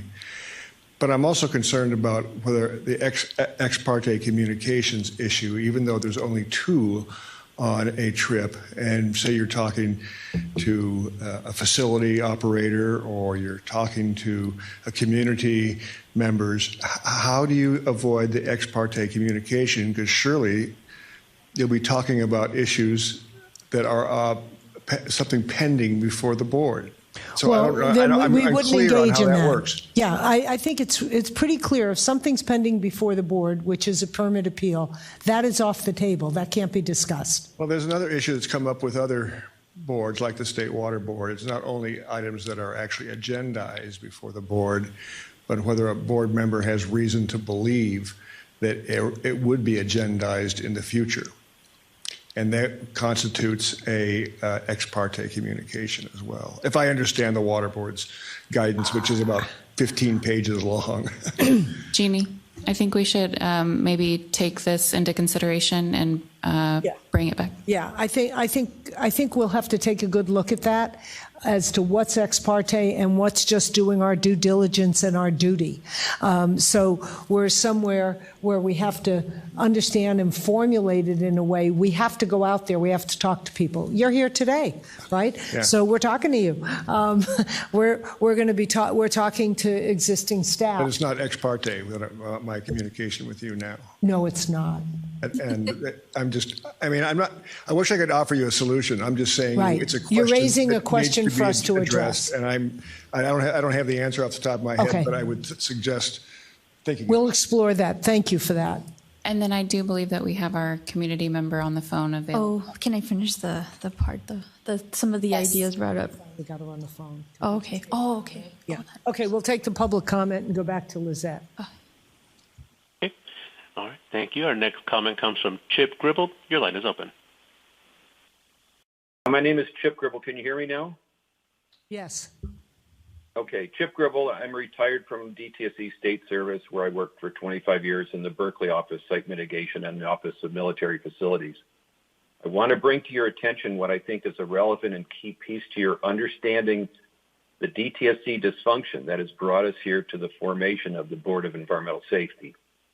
In Director Meredith Williams' comments earlier in today's meetings, she talked about Grant Cope leaving Dtsc, and clearly she viewed his moving on as a loss.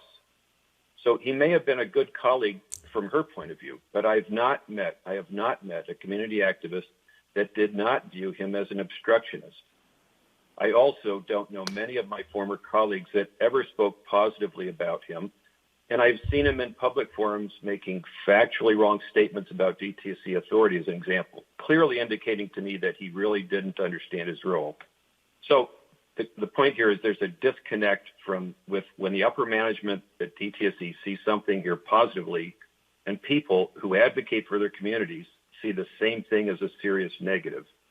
And the point here is to bring to the board's attention, this is a relevant and key piece to your understanding the DTSC dysfunction that has brought us here to the formation of BES. And that's it. Thank you. Thank you for your comment, Jim. I think, I hope we've established for you our independence and our authority and are taking in all comments seriously. So thank you for that. Chip, I'm sorry, I called you Jim. I'm sorry, Chip. Okay. Okay, so we'll go back to Lizette now. Oh, yes, sorry, I apologize. I thought we were already getting public comments on this discussion. Through before. Yeah. Right. Well, I'm glad you got through. It's definitely important to hear everybody out. So as part of the proposed community tour, there was, sorry, let me bring this up. So some of the other ideas to go through were also visiting a dry cleaner that uses an alternative detergent-based cleaner, and also going through the Black Women for Wellness space to talk about safe alternative products. And there's also the mention of utilizing electric vehicles to definitely minimize our carbon footprint. And so that's definitely something I hope we can still talk about. Hopefully people from CBE and CRPE will come on the board. I know that they also expressed interest in hopefully working with us in doing some sort of presentation or tour when we visit the Central Valley. So. That's great. Thank you. Any comments from the public on those presentations or those meeting dates? We haven't bumped into any state holiday or religious holiday, I don't think. I think and we've spaced them out about 6 weeks or so apart so we could get all 6 in before the end of the year. Also hearing very clearly from people that there's a point after November 15th in which it's really hard to have a meeting. We start bumping into holidays and people taking paid time off, so we don't want to burden that or find ourselves without the 200 and some odd people who are paying attention to this meeting dropping down to 10 because nobody's around. So that's why we're stopping November 15th. Any other comments from the board? Can we have a motion then by a board member to adopt these as our meeting dates? Madam Chair, I so move. Be happy to second. Gomez. Okay. Sorry, who was the second? Georgette. Any further discussion on the part of the board? Will you call the roll, please? Jessica? Certainly. Jeannie Rizzo? Yes. Sushma Bhatia? Yes. Jet Gomez? Yes. Alexis Strauss-Hacker? Yes. Lizette Ruiz? Yes. We have 5 ayes, no nays. The motion passes unanimously. Great. Okay, so now I just want to see if any board members have any other closing statements, comments on the meeting, ideas for agendas, items for the next meeting. It'll be some easier going forward as Swathi will be able to reach out to all the board members and not be conducting a serial meeting so that we can have an ongoing dialogue about agenda items going forward. But anybody, Georgette, do you want to start? You want to comment on the meeting or anything else you want to say? Okay, happy days. All right. Sushma. I want to say thank you to all of the folks at DTSC that have worked behind the scenes to make this really smooth for us. Also, thank you to all the board members. I found today to be a lot more productive than our last meeting. Every time we get together, we're able to make progress, and that's really exciting.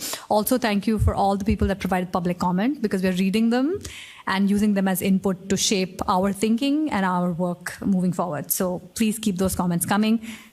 Public meetings are not the only way you can give us input. Please reach out to us over email. Find us. We're happy to meet with you one-on-one and solicit input. So thank you. Swathi.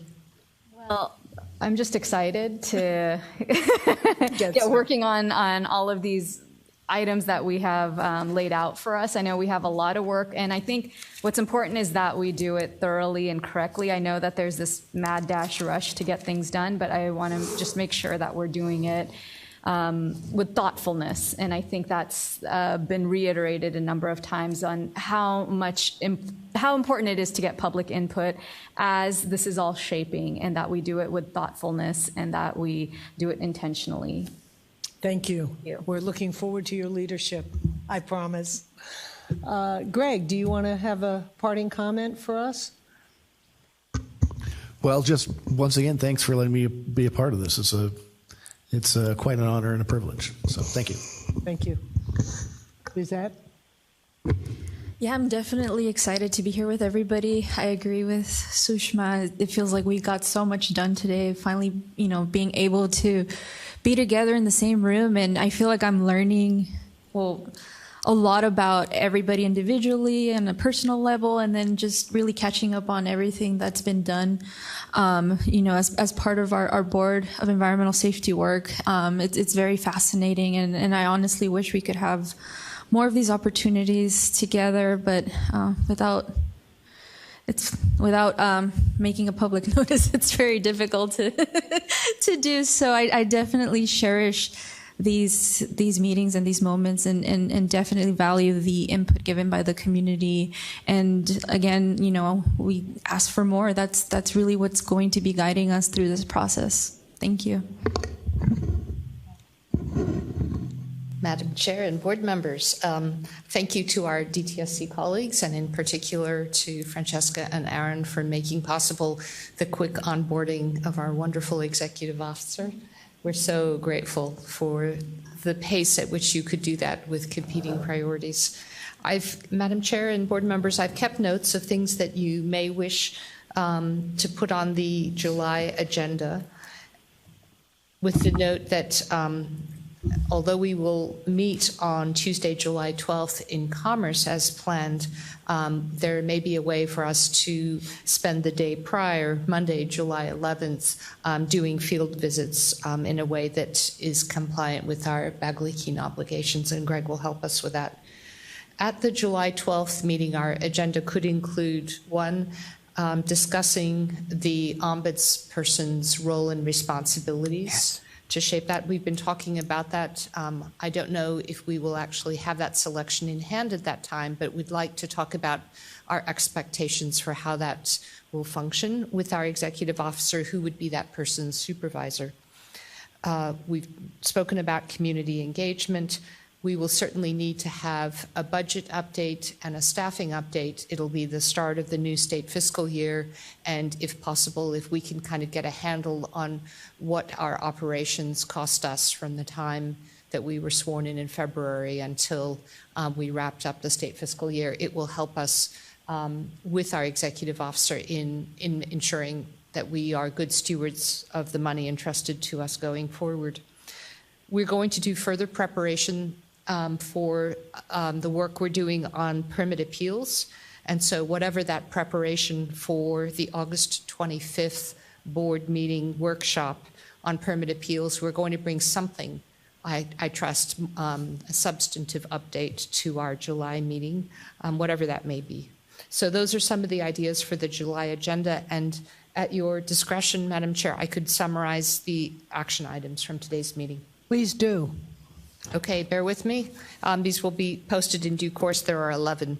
The first one is that DTSC is going to post the KPIs and on our BES website, and is going to post the CVCI sites on our BES website. That came from Meredith's remarks this morning.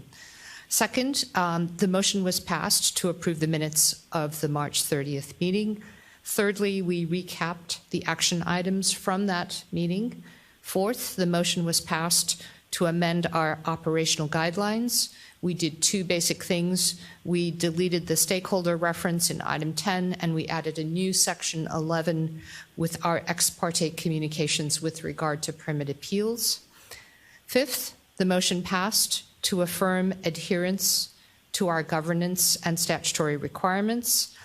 And both board members Gomez and Ruiz will further clarify the EJ subcommittee as that comes into focus.